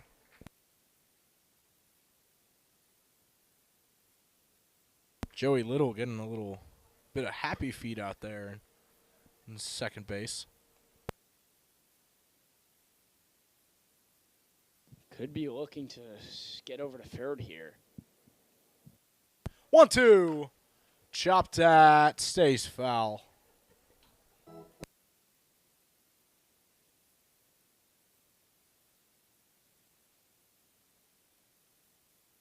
Lincoln Pack looking to hopefully break out of this slump of his and hopefully and maybe give the Stanton Braves the lead.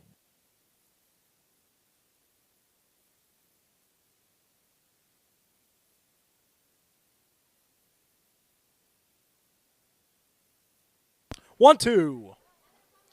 In the dirt, 2-2.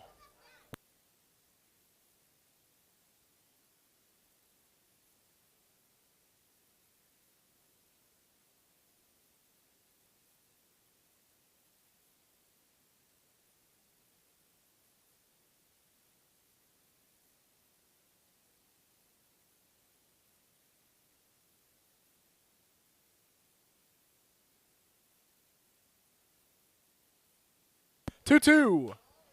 Popped up. Eventually out of play. Inside the Turks bullpen. 2-2.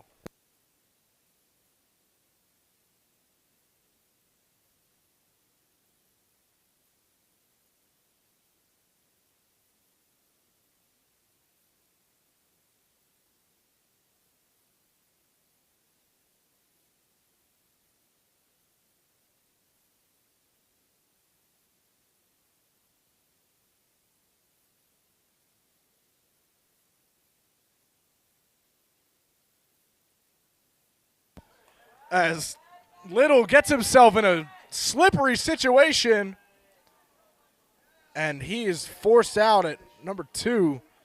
Playing around, playing happy feet like I mentioned earlier, slips, gets himself in an easy pickoff situation. 2 outs here. Tried to catch the pitcher sleeping maybe, and honestly, if I were him, I would have just kept running to third because the pitcher took him a little bit to look over, but still no excuse for that if you're Joey Little. Base running has been a huge concern here in the bottom half of the lineup for some time for Staunton, as Lincoln Pack takes a ball for a full count, 3-2.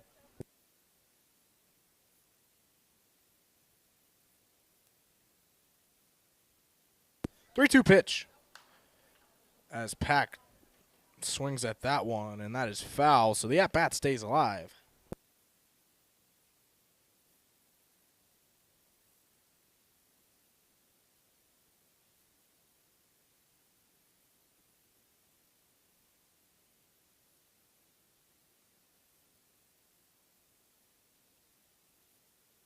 Three-two. Popped up again. Still a 3-2 count. Lincoln Pack putting together a pretty good at bat so far as he's at full count, and he keeps fouling off pitches. 3-2. Ball doesn't even make it to the plate. Lincoln Pack draws a walk with Ty Galuski up to bat.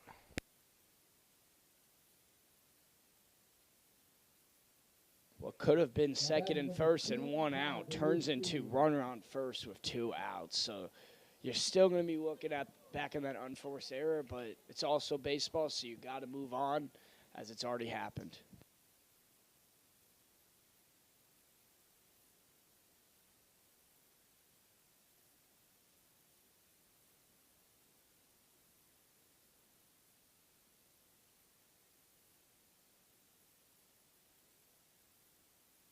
Ball is just outside, 1-0.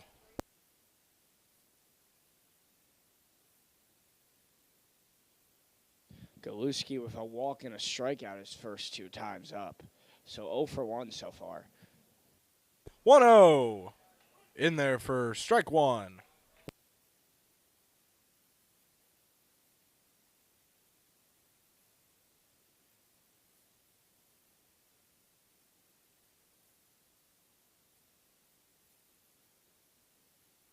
The 1-1. In there for strike 2.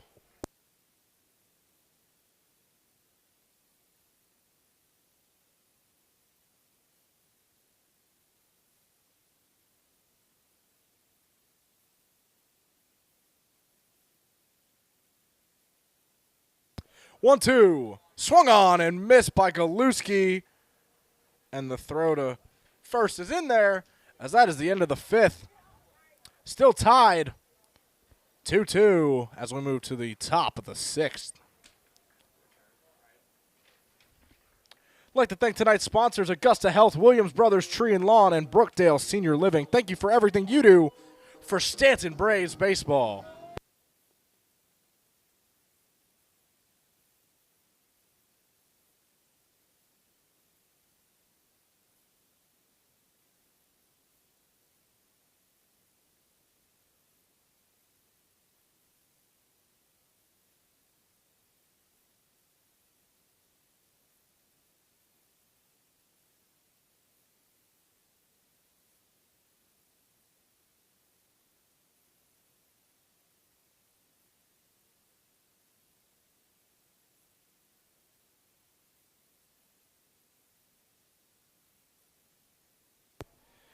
New pitcher here, so Kyle Bat's day is over for Staunton. Number 11, Parker Monday, out of Chagrin Falls, Ohio, playing for the University of Akron, has a chance to do what we've seen him do very, very well as of late in his last couple appearances, is striking out guys and shutting out batters.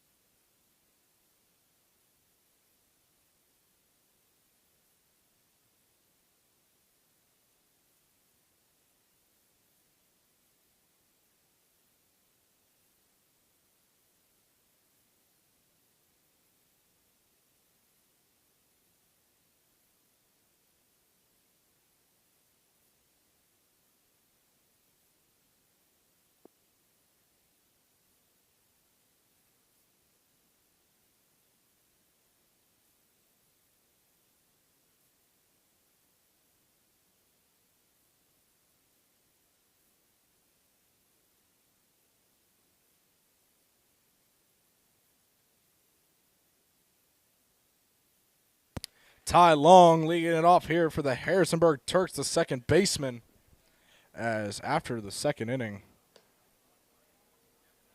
Harrisonburg has gone mute at the bats. 1-0 count here.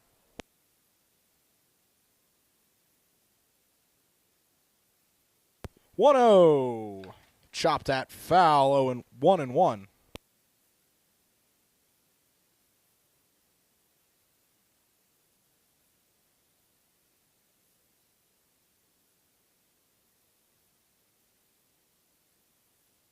The 1-1 pitch from Parker Monday. Chopped at foul, 1-2. Harrisonburg has been getting on base, but as Even said, they just haven't cashed in.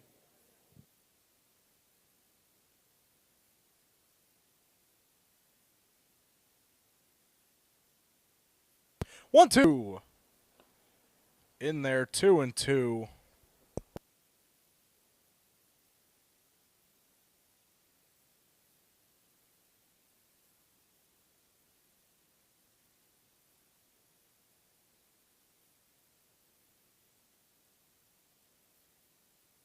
Two. In there, 3-2.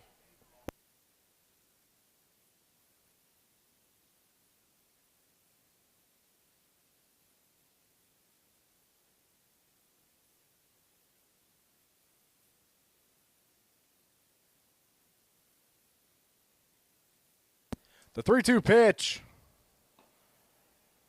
In there for a ball 4 and a leadoff walk for Harrisonburg, as Owen Ankers looks to bring home that go-ahead run at first base.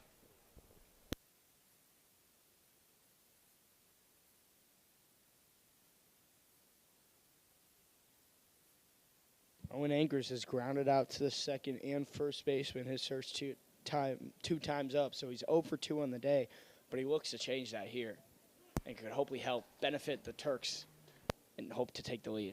First pitch from Monday, caught looking from Ankers, 0-1.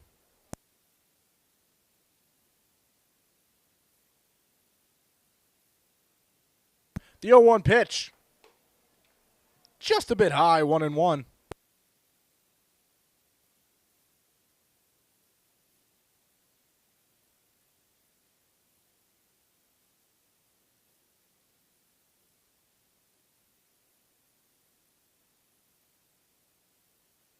One. Caught looking for strike 2.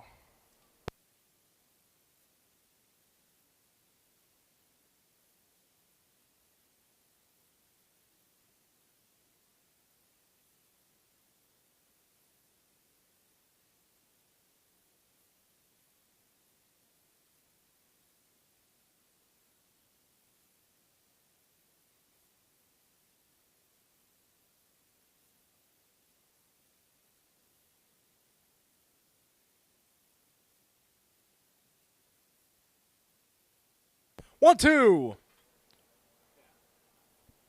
even count.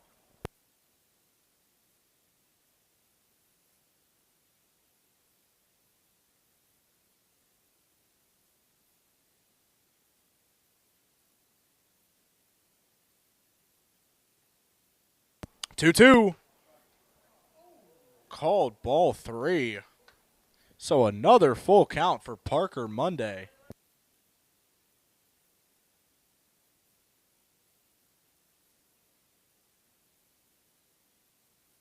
Full counts aren't going to be good enough if you're a stand. You got to get something in there and get either fool the batter or hopefully get a ground ball or even a pop-up. 3-2 in there, caught looking. Out number 1. As the first baseman, Jackson Schraft, looks to advance that runner on first.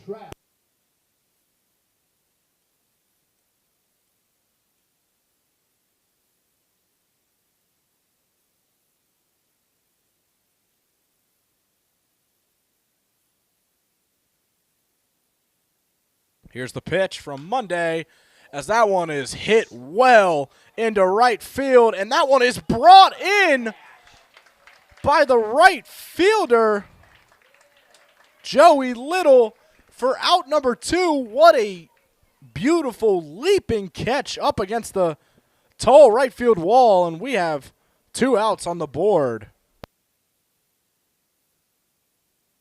As we saw from Harrisonburg, an unbelievable catch earlier this game from Wyatt Campbell's big almost gapper, and Harrisonburg said, or Staunton says, I got you back, as they make or as the right field Joey Little comes back and makes a brilliant play for them. Thomas Bly, the designated hitter, takes an 0-1 count.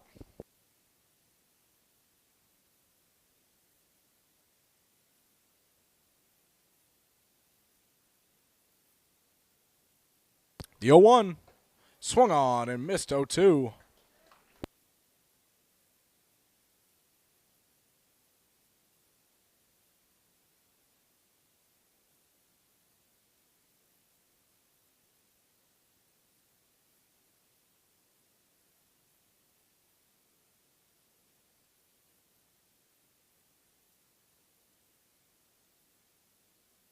The 0-2 pitch does not go.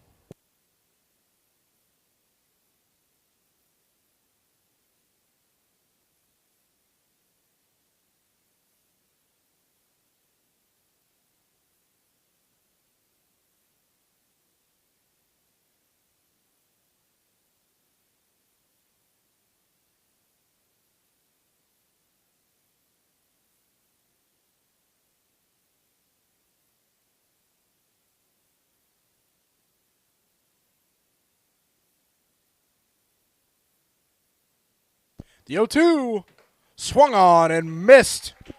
So a strikeout registered for Parker Monday as we move to the bottom of the 6th. Still a 2-2 ball game. Parker Mondale able to escape the trouble after the walk with 2 strikeouts and a big-time catch from Joey Little. Make sure to pop out tomorrow night versus New Market Rebels. Sponsors and free tickets can be found at DuPont Community Credit Union and Dodson Pest Control. So if you've never been to a Stan Braves game, what better time than now to come out? If you're not doing anything tomorrow night, feel free to pop out. And thank you to Judy, Debbie, and Austin for feeding the Braves tonight, as well as if you or anyone else you know or any group is interested in providing a post-game meal for Braves players, coaches, or anyone else a part of the organization, come to or talk to Miss Joyce, our concession stand manager.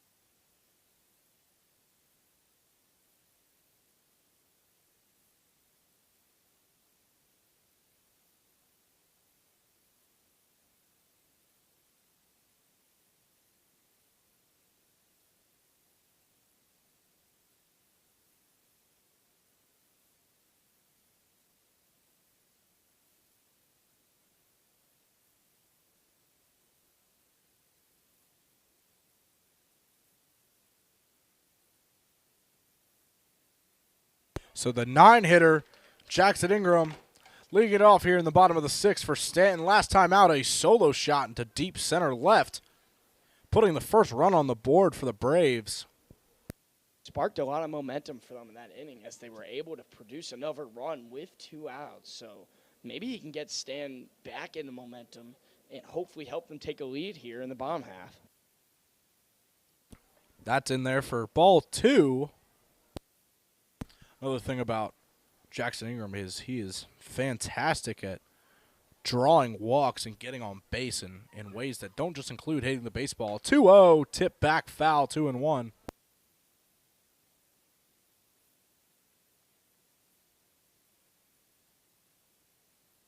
Ingram with that last home run now leads Stan's roster for RBIs on the season.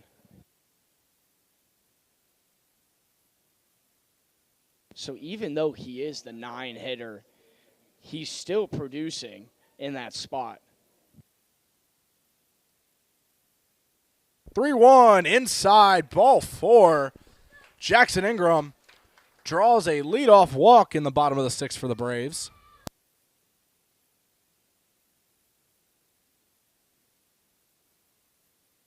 So Miguel Hugas back up to bat.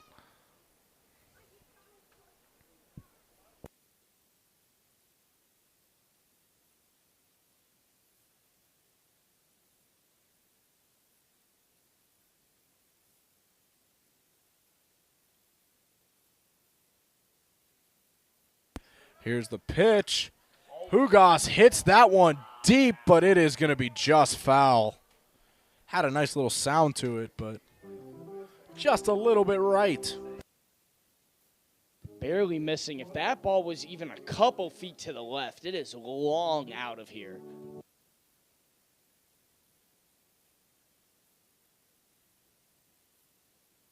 So 0-1 here from Wesley Jones.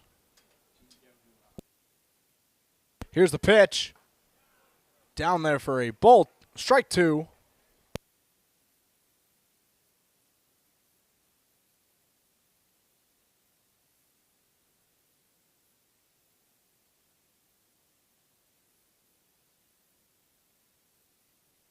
Oh, 2.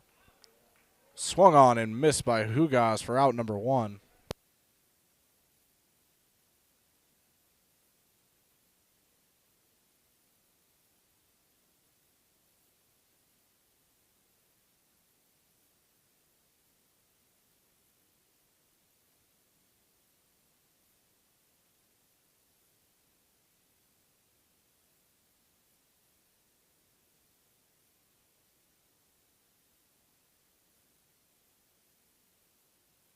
LT Cockrell up here.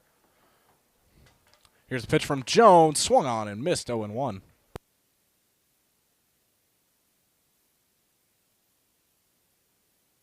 Just what you want if you're standing. The 1-2-3 hitters coming up. LT Cockrell at number 2 after the leadoff walk. So hopefully they can get something going. 0-1. Tips it back foul. 0-2.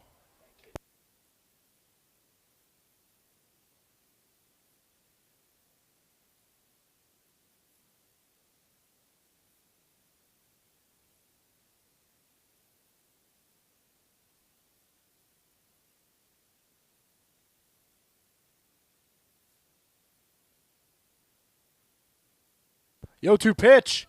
Ingram's looking to steal at second. He will. He's advanced way, way, way ahead. Maybe thought about going to third, but he's going to stay at second.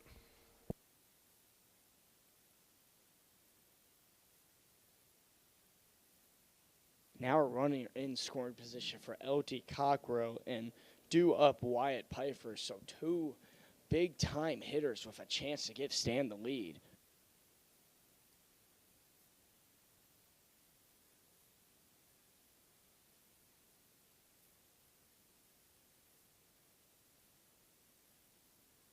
1-2.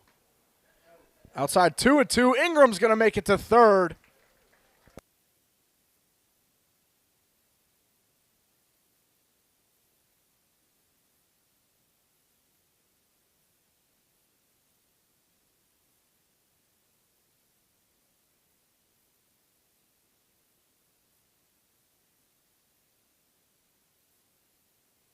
No, Cockroach, all he needs is a sacrifice to bring home the go-ahead run.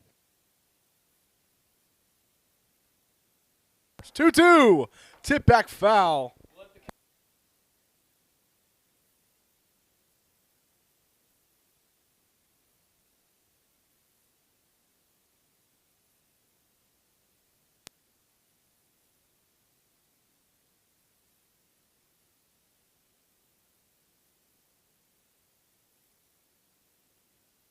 Jones, the pitch to Cockrell.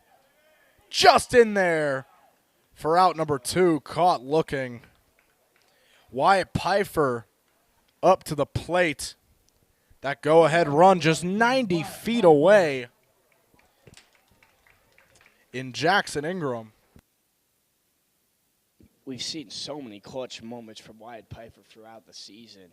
He was the one that ended up stealing home plate for the Braves' first home win and first game of the season. So Pfeiffer's been here many times before. Pfeiffer swing and miss, 0-1.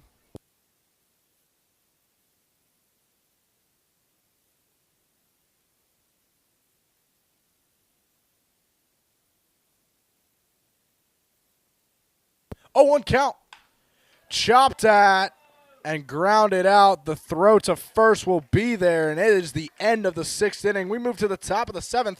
It is still 2-2. Stanton had that go-ahead run 90 feet away from home plate, but can't get it in. So we move to the top of the 7th, still tied at deuces here in John Moxley Stadium. We'd like to thank tonight's sponsors, Augusta Health, Williams Brothers Tree and Lawn, and Brookdale Senior Living. Thank you for everything you do for Staunton Braves baseball. Parker Monday going to stay out here for the Braves on the mound.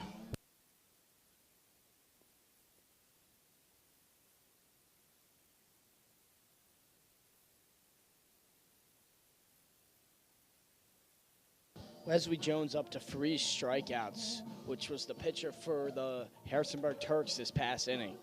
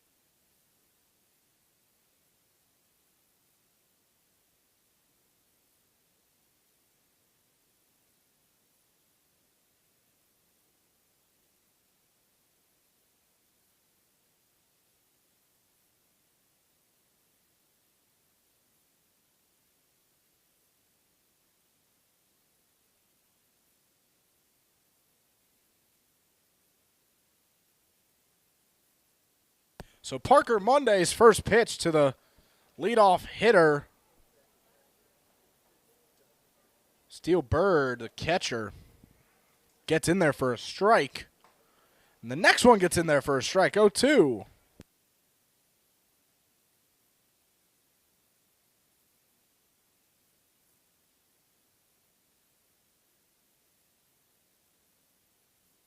The 0-2 swung on and missed. A 3-pitch strikeout from from Parker Monday to Steel Bird, and that is out number 1, as they will be pinch hitting for Trinidad out in right field. So number 13, Philip Garcia out of Tallahassee, Florida, will get his name in the game today, playing his college ball at Gulf Coast Community College.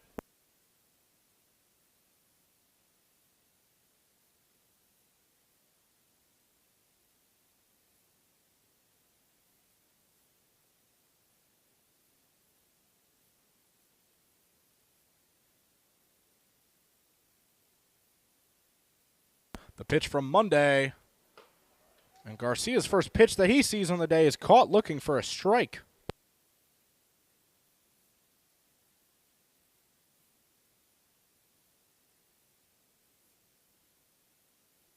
The 0-1 in there for a ball one.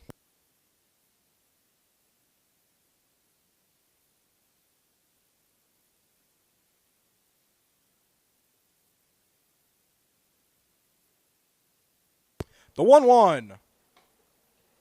Check swing, but strike was in there anyway. 1-2.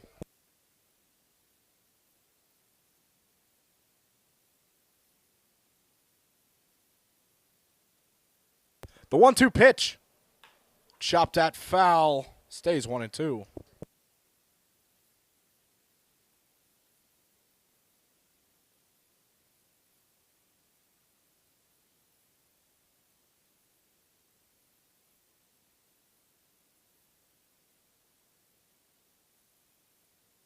The 1-2.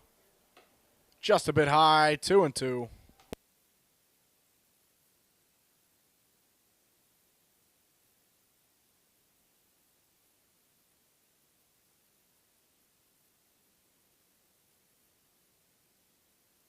Two.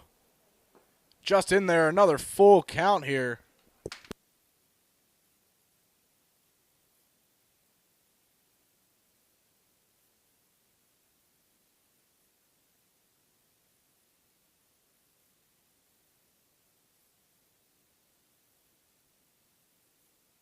Three-two. Chopped at by Garcia. Campbell's going to do it himself, unassisted. Monday was like, hey, I'll help you out there. Campbell said, no need, buddy. In there for out number 2. That was really corny. I don't know why I just said that, but. So 1 out left. Leadoff hitter Gavin Grapuso, the third baseman, looking to get the bats rolling here in the top of the 7th. Parker Mondale, after the leadoff walk last inning, has just been dealing 5 straight outs, including 3 strikeouts.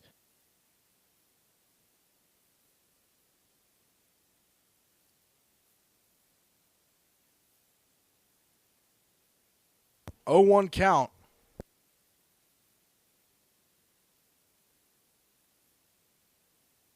Oh, 1 count. In there for strike 2.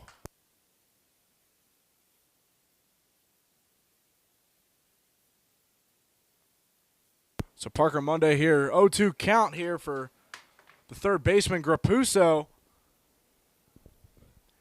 Here's the pitch from Monday. Chopped at into shallow infield. And Lester cannot get under it. So that's going to be we're calling that a base hit in the booth to Gavin Grapuso. And a runner on first.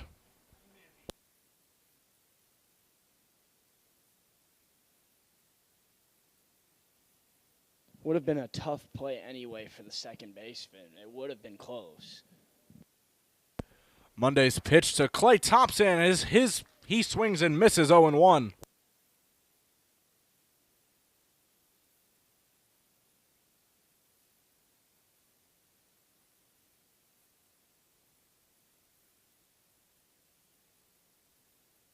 Pickoff play does not go. 0-1.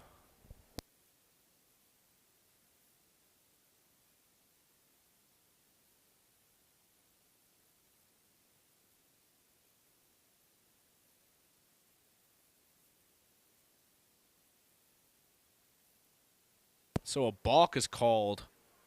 So Grapuso will advance to second, and now he's in scoring position.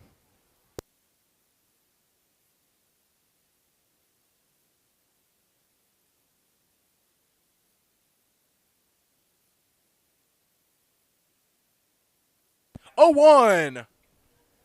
Just outside. Even count 1-1.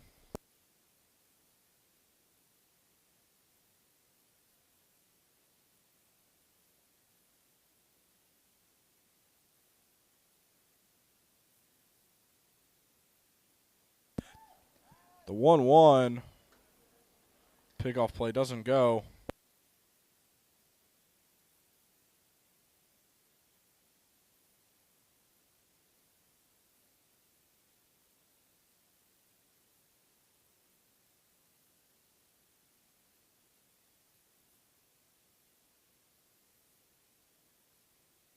If you're Gavin Caruso, you do not want to make the same mistake that Joey Little did 2 innings ago for Stan and get caught on the base.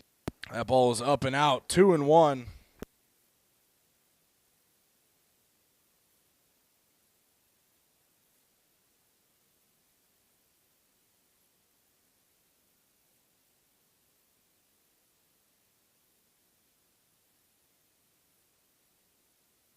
Two one, chopped at foul, 2-2.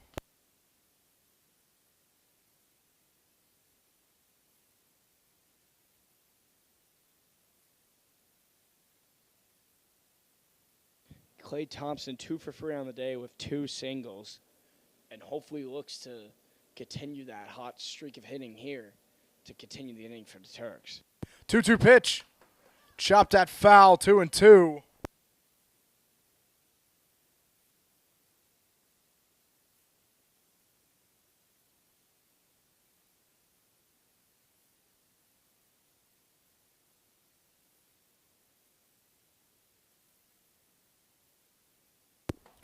Two swung on and missed for out number 3, and we have hit the 7th inning stretch. Still a tie ball game, 2-2 between the Turks and the Braves. Parker Monday up to 4 strikeouts on the day. Please pop out to our game tomorrow versus New Market Rebels. Sponsors and free tickets can be found at DuPont Community Credit Union and Dodson Pest Control. So free tickets. If you're asking me what's a better time to pop out to a Braves game, I'd say tomorrow. And thank you to Judy, Debbie, and Austin for feeding the Braves tonight. If anyone or any group or even you, anyone you know, is interested in providing a post-game meal for the Braves players, coaches, or anyone a part of the organization, please talk to our concession stand manager, Miss Joyce.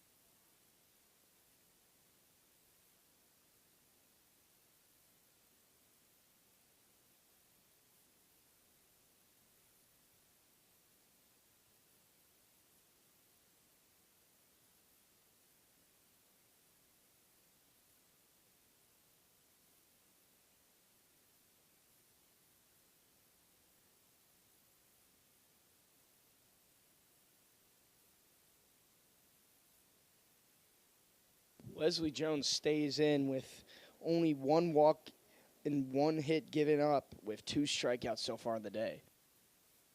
So leading off here in the bottom of the 7th for the Staunton Braves is Wyatt Campbell, the first baseman.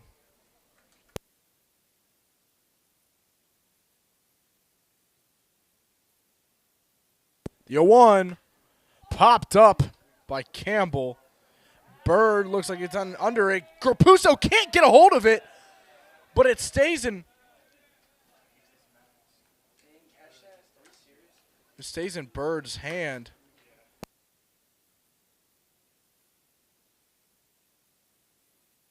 So that's a foul ball, right? So here's basically the breakdown of what happened. So Bird, the catcher, and Grapuso both went towards the ball. It bounced off of Grapuso's arm, and it looks like he caught it in the mask.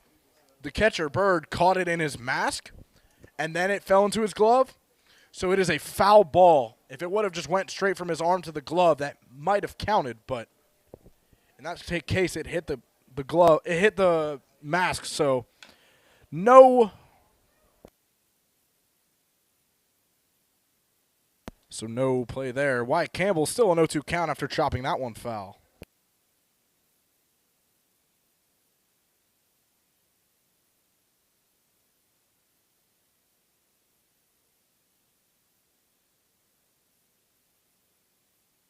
The 0-2 swung on and missed. Strikeout from Wyatt Campbell.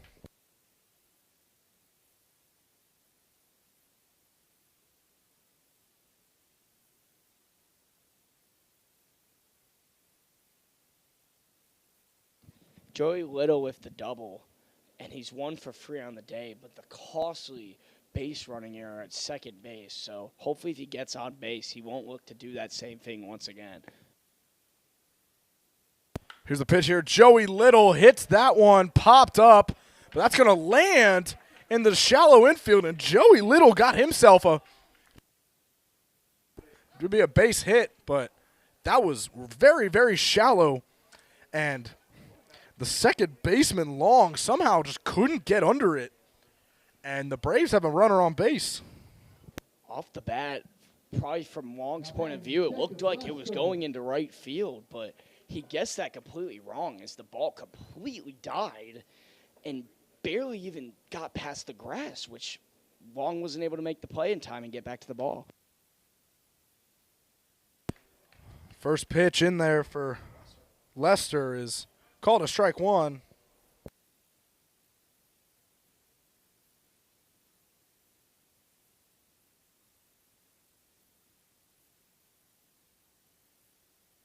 The 0-1 pitch, just a bit outside, 1-1. Could this be the break that Staunton catches to possibly taking the lead in this game?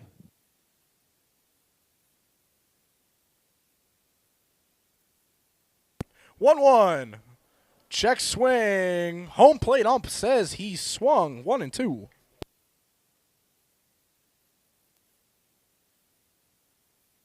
Jacob Lester 0 for 3 on the day, as this is not his typical day. He's third on the team in batting average of .406 before leading into today. So if the batter hits the back of his baseball card, he should be looking to hopefully get on base and maybe drive in a run with an extra base hit. Ball is down and in the dirt, 2-2.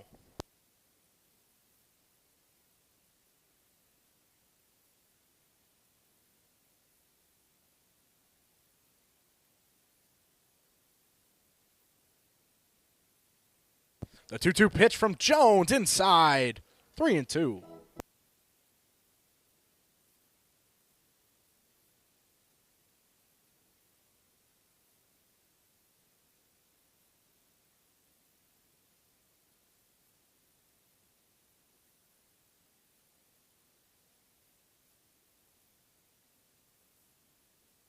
The 3-2 pitch. Check swing. First base ump says he does not go. Ball 4. And runners on first and second here for Staunton. Still just 1 out. Lincoln Pack coming to the plate.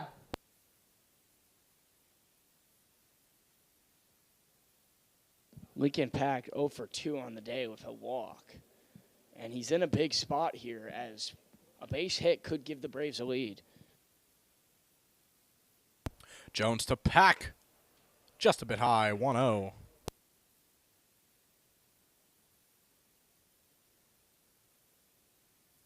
We've also seen Lincoln Pack come through in the clutch, as a couple games ago in this stadium, he had a base hit in the ninth to extend the game to extras.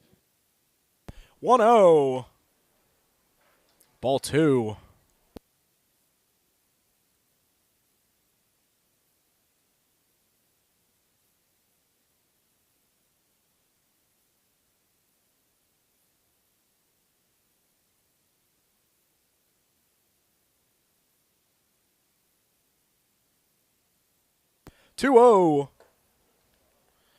In their 3-0. One more ball, and the bases are loaded here for Ty Galuski.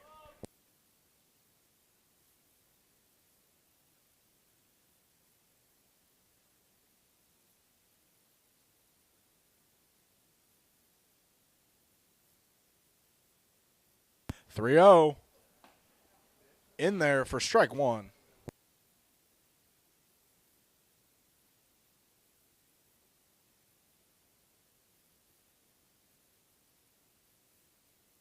I'd still be taking here if I were packed, but if you get a ball to hit, maybe let it rip. 3-1 pitch. Just a bit high. Ball four, and the bases are loaded with the catcher, Ty Galuski, up to the plate. Go-ahead run just 90 feet away. Trying to make it at least a 3-2 ball game in the Braves' favor.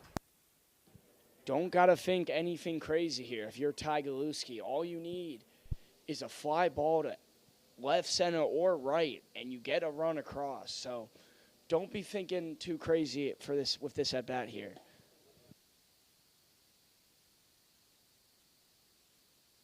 It's 1-0 count.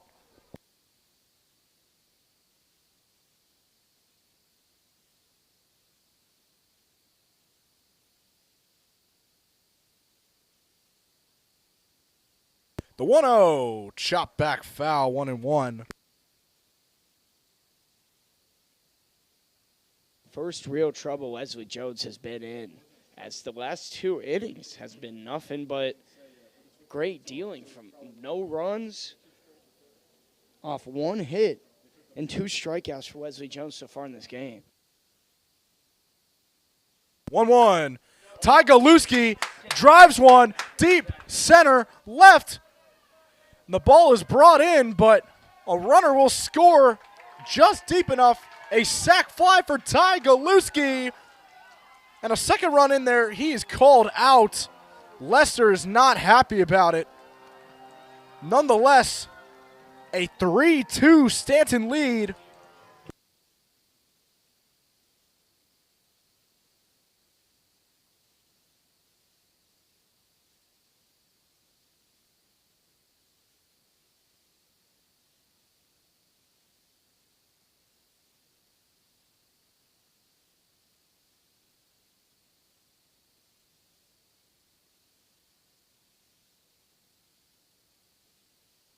So that is the end of this seventh inning.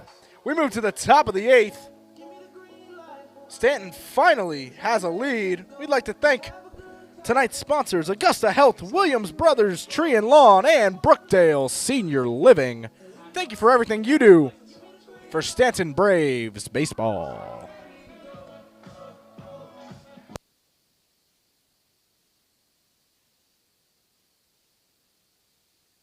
Stan gets the runner across to take a 3-2 lead, but what a brilliant play from the center fielder to get the ball in very quickly, as to catch the runner from second trying to get home on a sacrifice fly. You do not see the guy from second trying to get home very often on a play like that, especially in the Valley League. I haven't seen that personally myself, but great play from Harrisonburg to limit it to one run, as that could have been very dangerous, and it could have been very bad.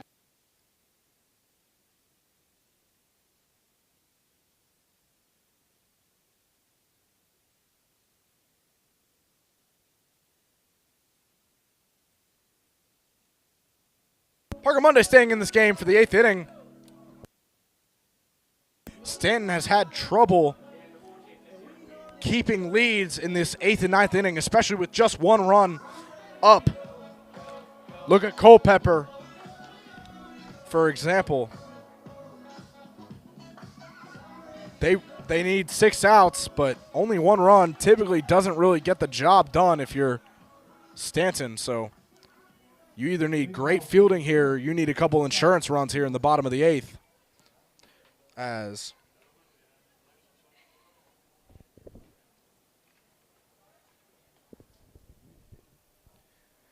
Seguin. 0-1 count for Seguin.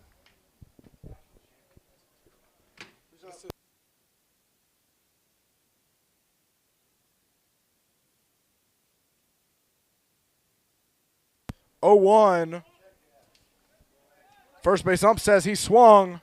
0-2.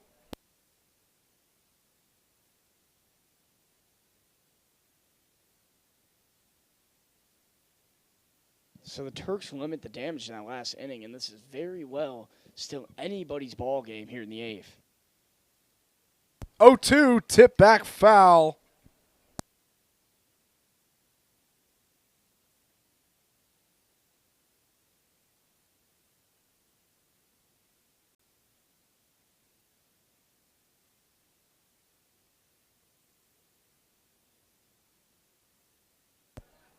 Tip back foul again by Seguin. Still 0-2.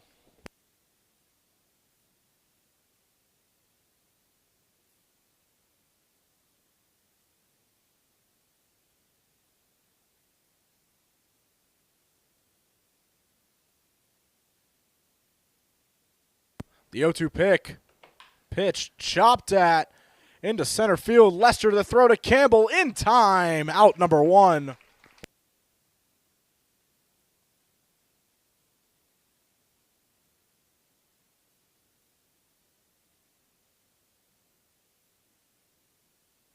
As Ty Long out of Ripley, Mississippi, looking to get this one, get the bats rolling here for the Turks.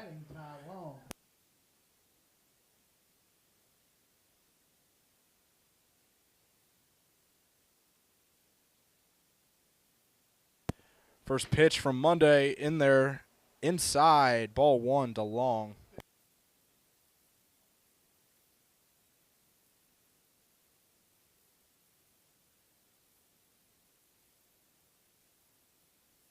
One 0 count. 2-0.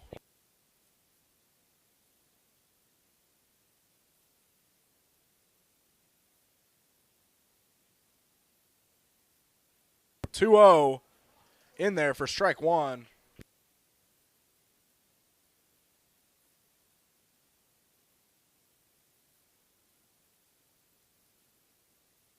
Ty Long 0 for 2 on the day for walk. 2-1. Ball gets away from Galuski. 3-1 count. Who could be looking to get on here again and hopefully start a rally if you're a Turks, if you're rooting for the Turks.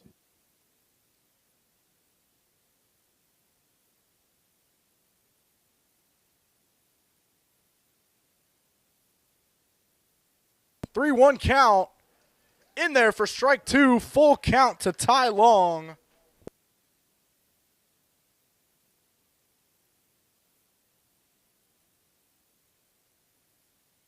Three-two pitch. Chopped at Ty Long, gaps it into center left, and a single for Ty Long as he represents the tying run on the first base for the Harrisonburg Turks. With Owen Anchors looking to come up.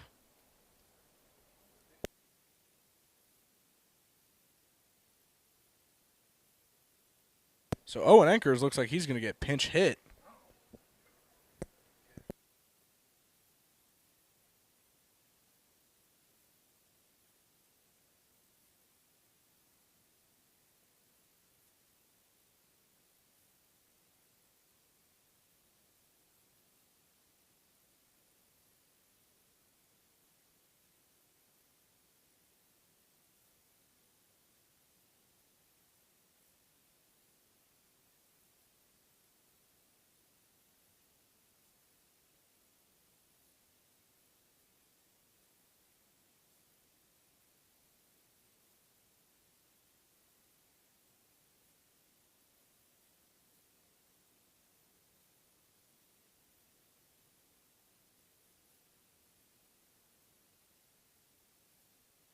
So pinch hitting for Owen Anchors. Number 7, the catcher. Number 7 Alimius out of Bronx, New York, playing his college ball at Wake Forest for the Demon Deacons. And here's the first pitch to him in there for strike 1, caught looking.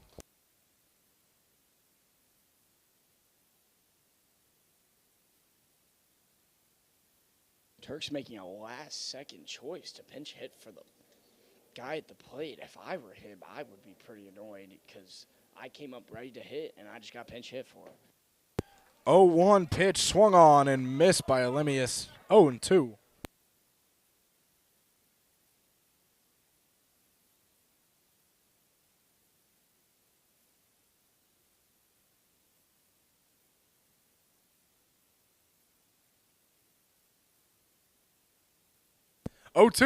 Swung on and missed for out number 2 of the inning.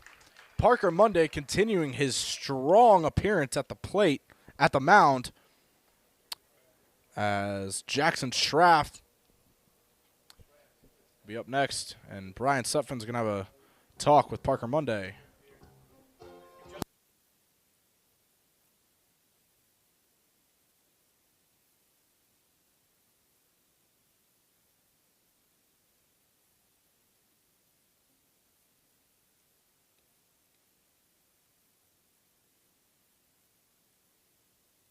So Parker Monday's day is over for the Staunton Braves. What a remarkable relief appearance. Always seems to be a reliable son of a gun for the Braves bullpen.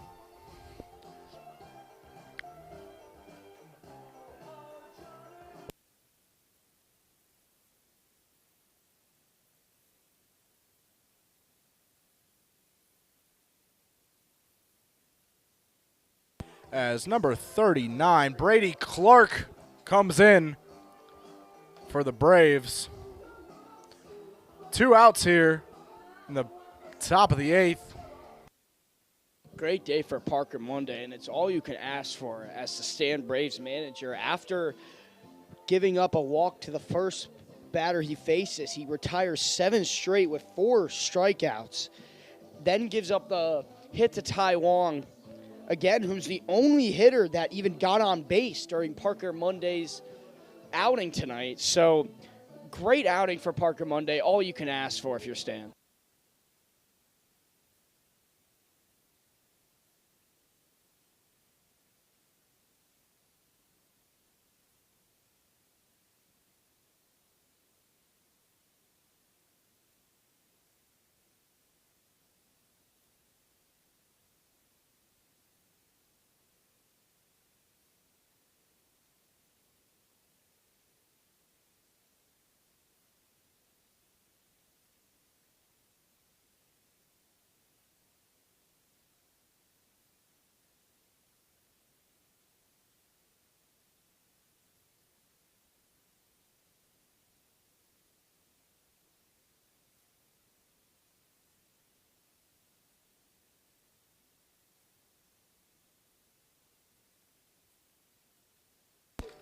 So the first baseman, Jackson Schraft out of Gainesville, Georgia, playing for the University of North Florida, is the last out here. St. John's, Brady Clark.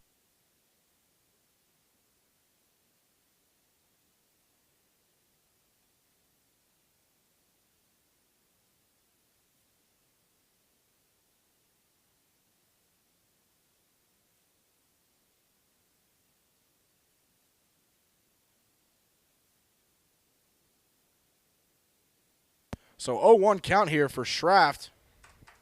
Pickoff play doesn't go.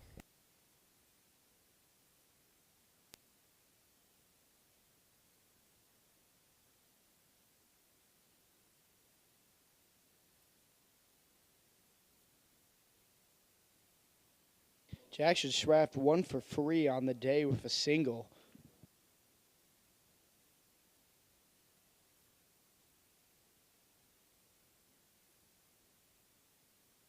The 0-1 inside hits him in the back. And that'll be runners on first and second for the Turks. Thomas Blythe, the Tampa kid, up to bat with a runner in scoring position to tie this game up. Surprised he didn't charge them out on that one. I don't know about you guys.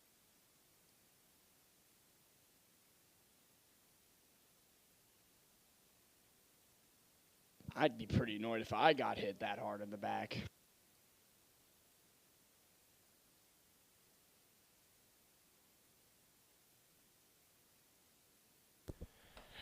Blythe's first pitch outside for ball 1.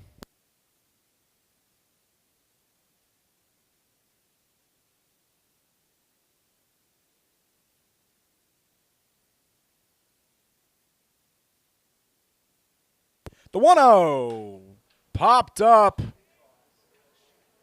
That's brought in, and for out number 3, a beautiful snag from Little.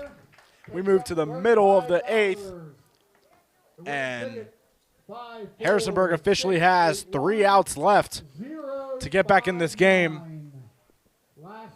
Staunton looking for some insurance runs here. So we move to the bottom half of this 8th inning on this beautiful Wednesday night.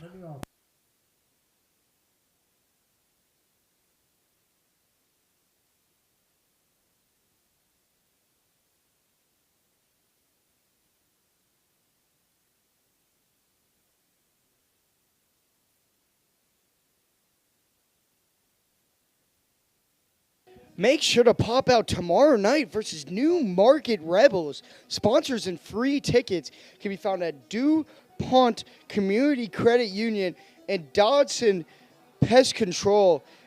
I want to say thank you to Judy, Debbie, and Austin for feeding the Braves tonight.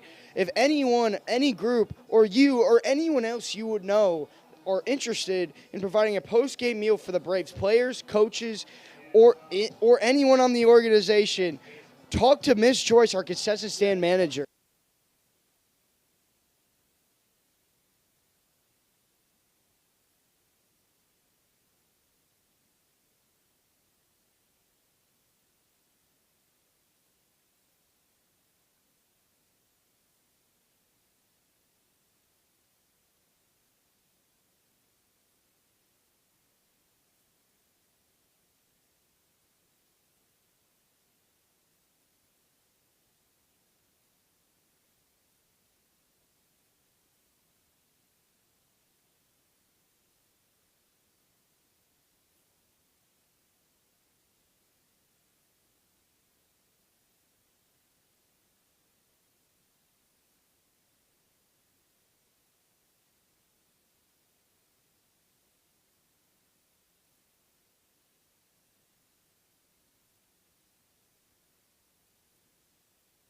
Leadoff hitter for Jackson Ingram.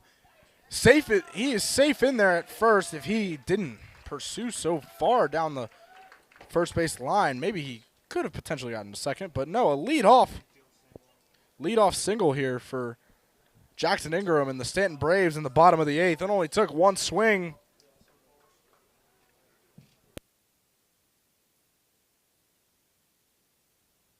Back at the top of the order for the Braves, Miguel Hugas. As Staunton looks to get some insurance runs in.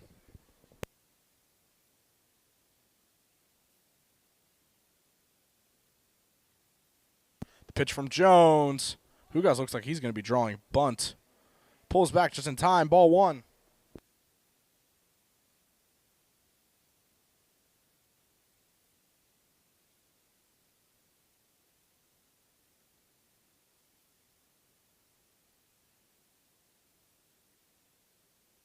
One-oh.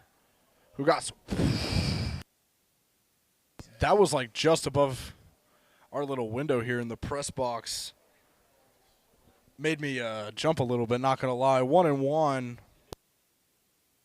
Miguel is 1 for 4 on the day with a walk, and one of the 3 Braves scored runs today as he was able to get around the bases and score. That inning, he drew a walk. So he's looking to hopefully get on base today or maybe start something for the Braves. 1-1 down there for a 2-1 count.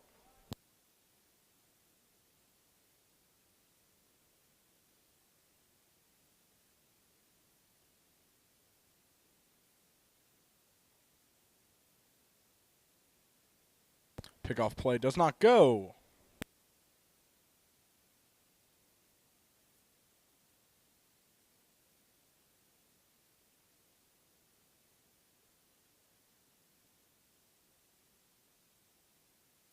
Two-one pitch. Down for a ball. 3-1.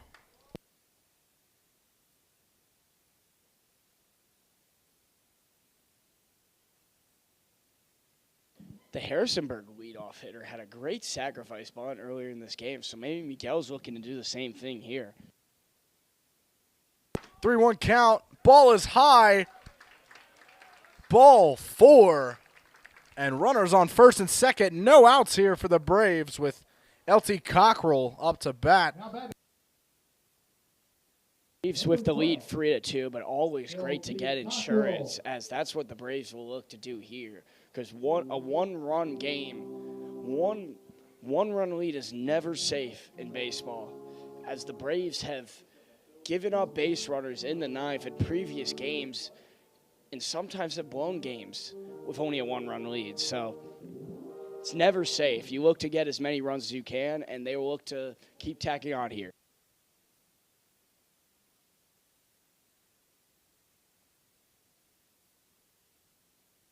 LT Cockrell, the Delaware Blue Hen.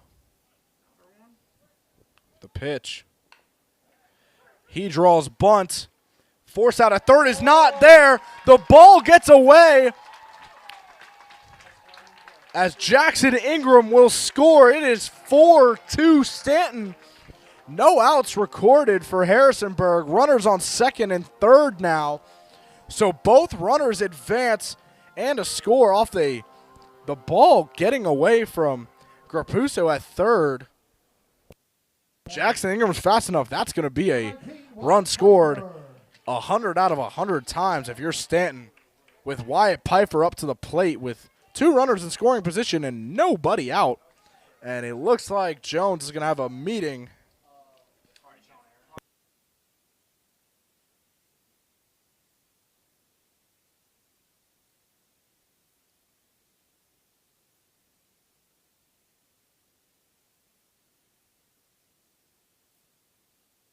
As I was just talking about with insurance, big insurance on there to give them a 2-run lead. And now you've got runners on third and second, so you can look to tack on even more and hopefully have a 4-run lead by the end of the inning.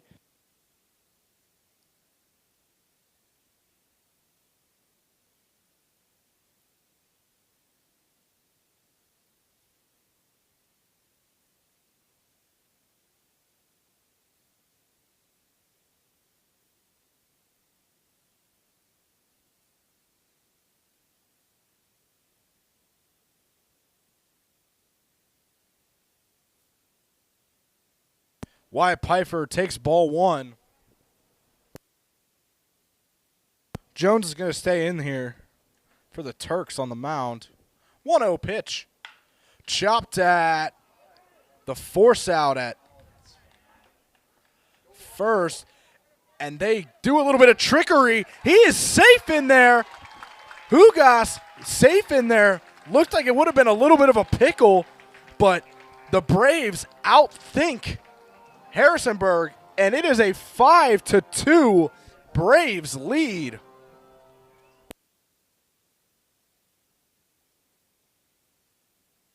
So Wyatt Campbell, runner on third,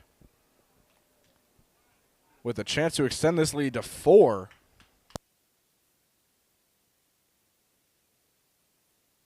So what could have been a disaster for the Braves ends up turning out great, as they were able to, as Ethan said, trick the Turks into trying to get the runner at second, and it leads to the runner at third getting home just in time.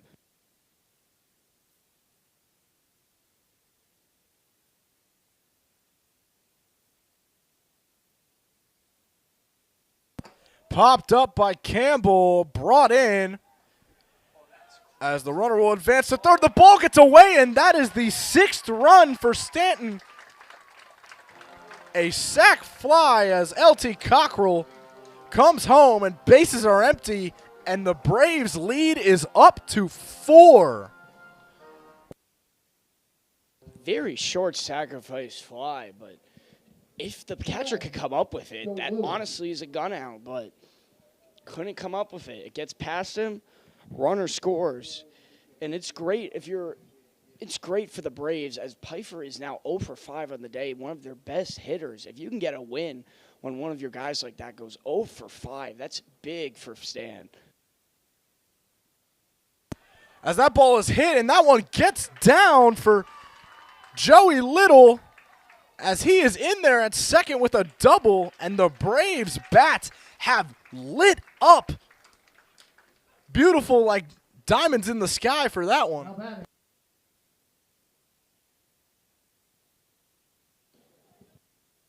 Joey Little now 3 for 5 on the day with 2 extra base hits. Great day from Joey Little as he just keeps tagging on for Stan in his 3rd career game for them.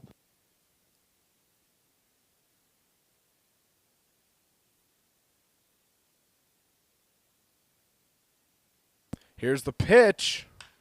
Popped up into shallow infield, and that one is brought in. So a beautiful inning of hitting and fielding mistakes for the Turks and hitting for the Braves.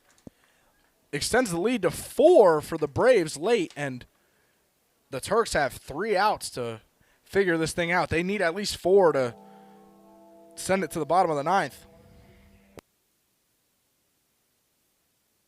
I'd like to thank tonight's sponsors, Augusta Health, Williams Brothers Tree and Lawn, and Brookdale Senior Living.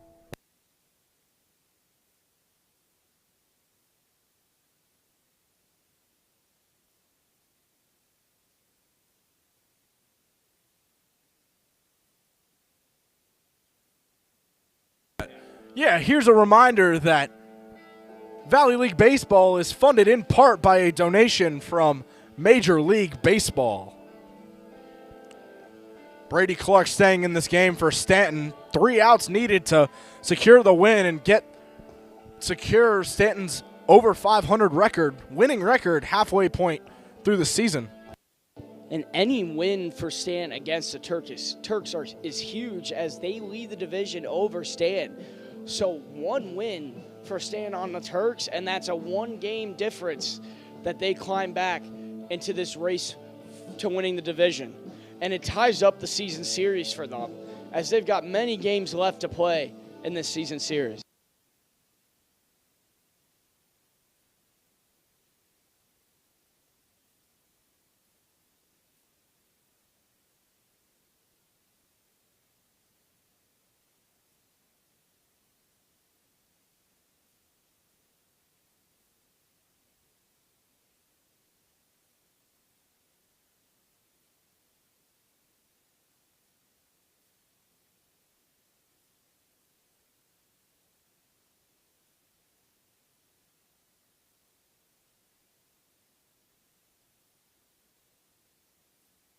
Leading off here in the top of the 9th is a pinch hitter for the Harrisonburg Turks. Number 8, Amari DeJesus out of Miami, Florida, playing his college ball at the University of Miami in Coral Gables.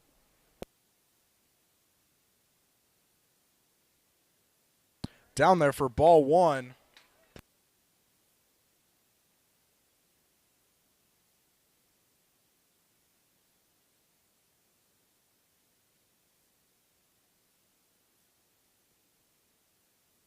Three huge insurance runs once again in the bottom of the 8th as 3-2 and 6-2 are way different things. 1-0 pitch outside, 2-0.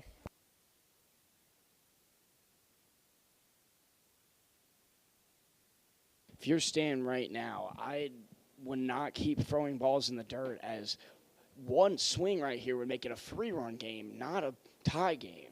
So Stan needs to start throwing strikes as they do not want to give up free base runners and let this game slowly drift away from them. So a 3-0 count here for the leadoff hitter, DeJesus. Here's the pitch. Caught in there for strike 1. Quite honestly, if I were Stan, throw 2 more pitches right down the middle because even if he hits 1 out, it's still a 3-run game. Don't give up walks in this situation. Chopped at foul, 3-2.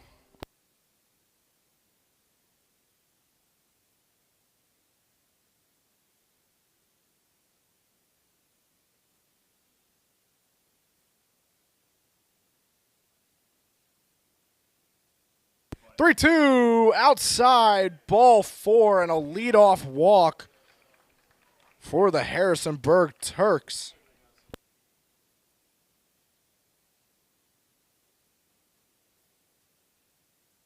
So Philip Garcia up next was pinch hitting for Trinidad. This is his 2nd at bat.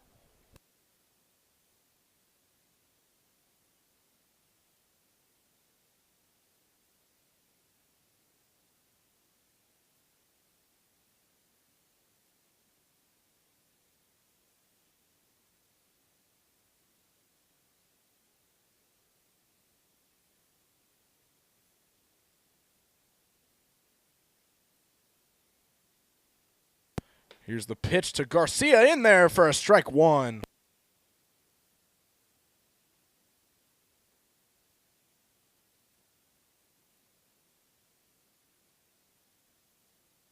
The 0-1 hit well into center field, popped up and brought in by the right fielder Little for out number one. Runner stays on first. Back at the top of the batting order for Harrisonburg, Gavin Grapuso out of Kingston, New York. As Harrisonburg is down to their last two outs.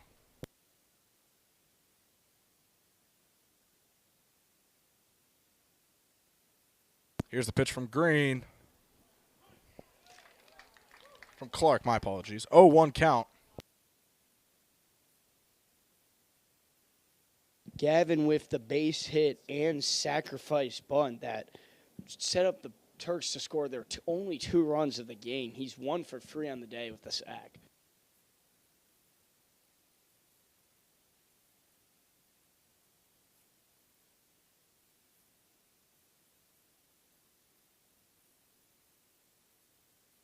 Pitch clock violation, 1-1.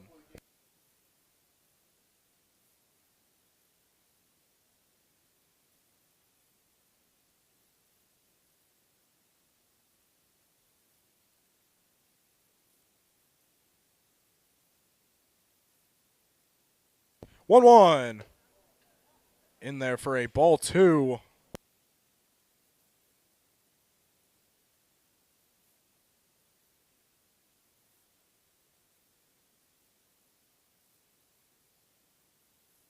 The 2-1 pitch popped up into shallow infield. Ingram's going to get under it, and he will, and the Turks are down to 1 more out. Clay Thompson coming up to the plate.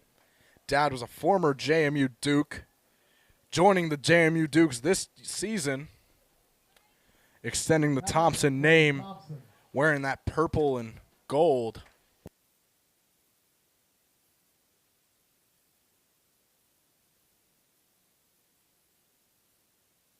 Good day for Clay so far. 2 for 4 with 2 singles. Thompson pops it up. Galuski's under it. Braves win. Play that. Tim McGraw, halfway through your season, your Staunton Braves are 11-9 on the season. And that ties the season series up against the Harrisonburg Turks. You know, if you're a Braves fan, you got to like it, you got to love it, and you got to want some more of it. Thank you guys for joining the stream today. Final score, Harrisonburg 6. No, Staunton 6. My apologies. Goodness me. Harrisonburg 2, Staunton 6. I'd like to thank tonight's sponsors, Augusta Health, Williams Brothers Tree and Lawn, and Brookdale Senior Living. Thank you for everything you do for Staunton Braves baseball. Make sure you pop out tomorrow night as the Braves take on New Market Rebels. Sponsors and free tickets can be found at DuPont Community Credit Union and Dodson Pest Control. So if you're bored of just watching it on the stream, come pop out and join us as a free game for me. Who doesn't want to see free baseball? And thank you, Judy, Debbie, and Austin, for always being willing to feed the Braves. If anyone or any group, or you even on the stream right now, or anyone you know is interested in providing a post-game meal for the Braves players, coaches, and anyone a part of the organization, make sure to talk to our concession stand manager, Miss Joyce. So that's it from us here in the booth. We will see you tomorrow. Alongside Ben Yaloff, my name is Ethan Dufresne. Have a good night. See you tomorrow when the New Market Rebels come to town. Have a good night.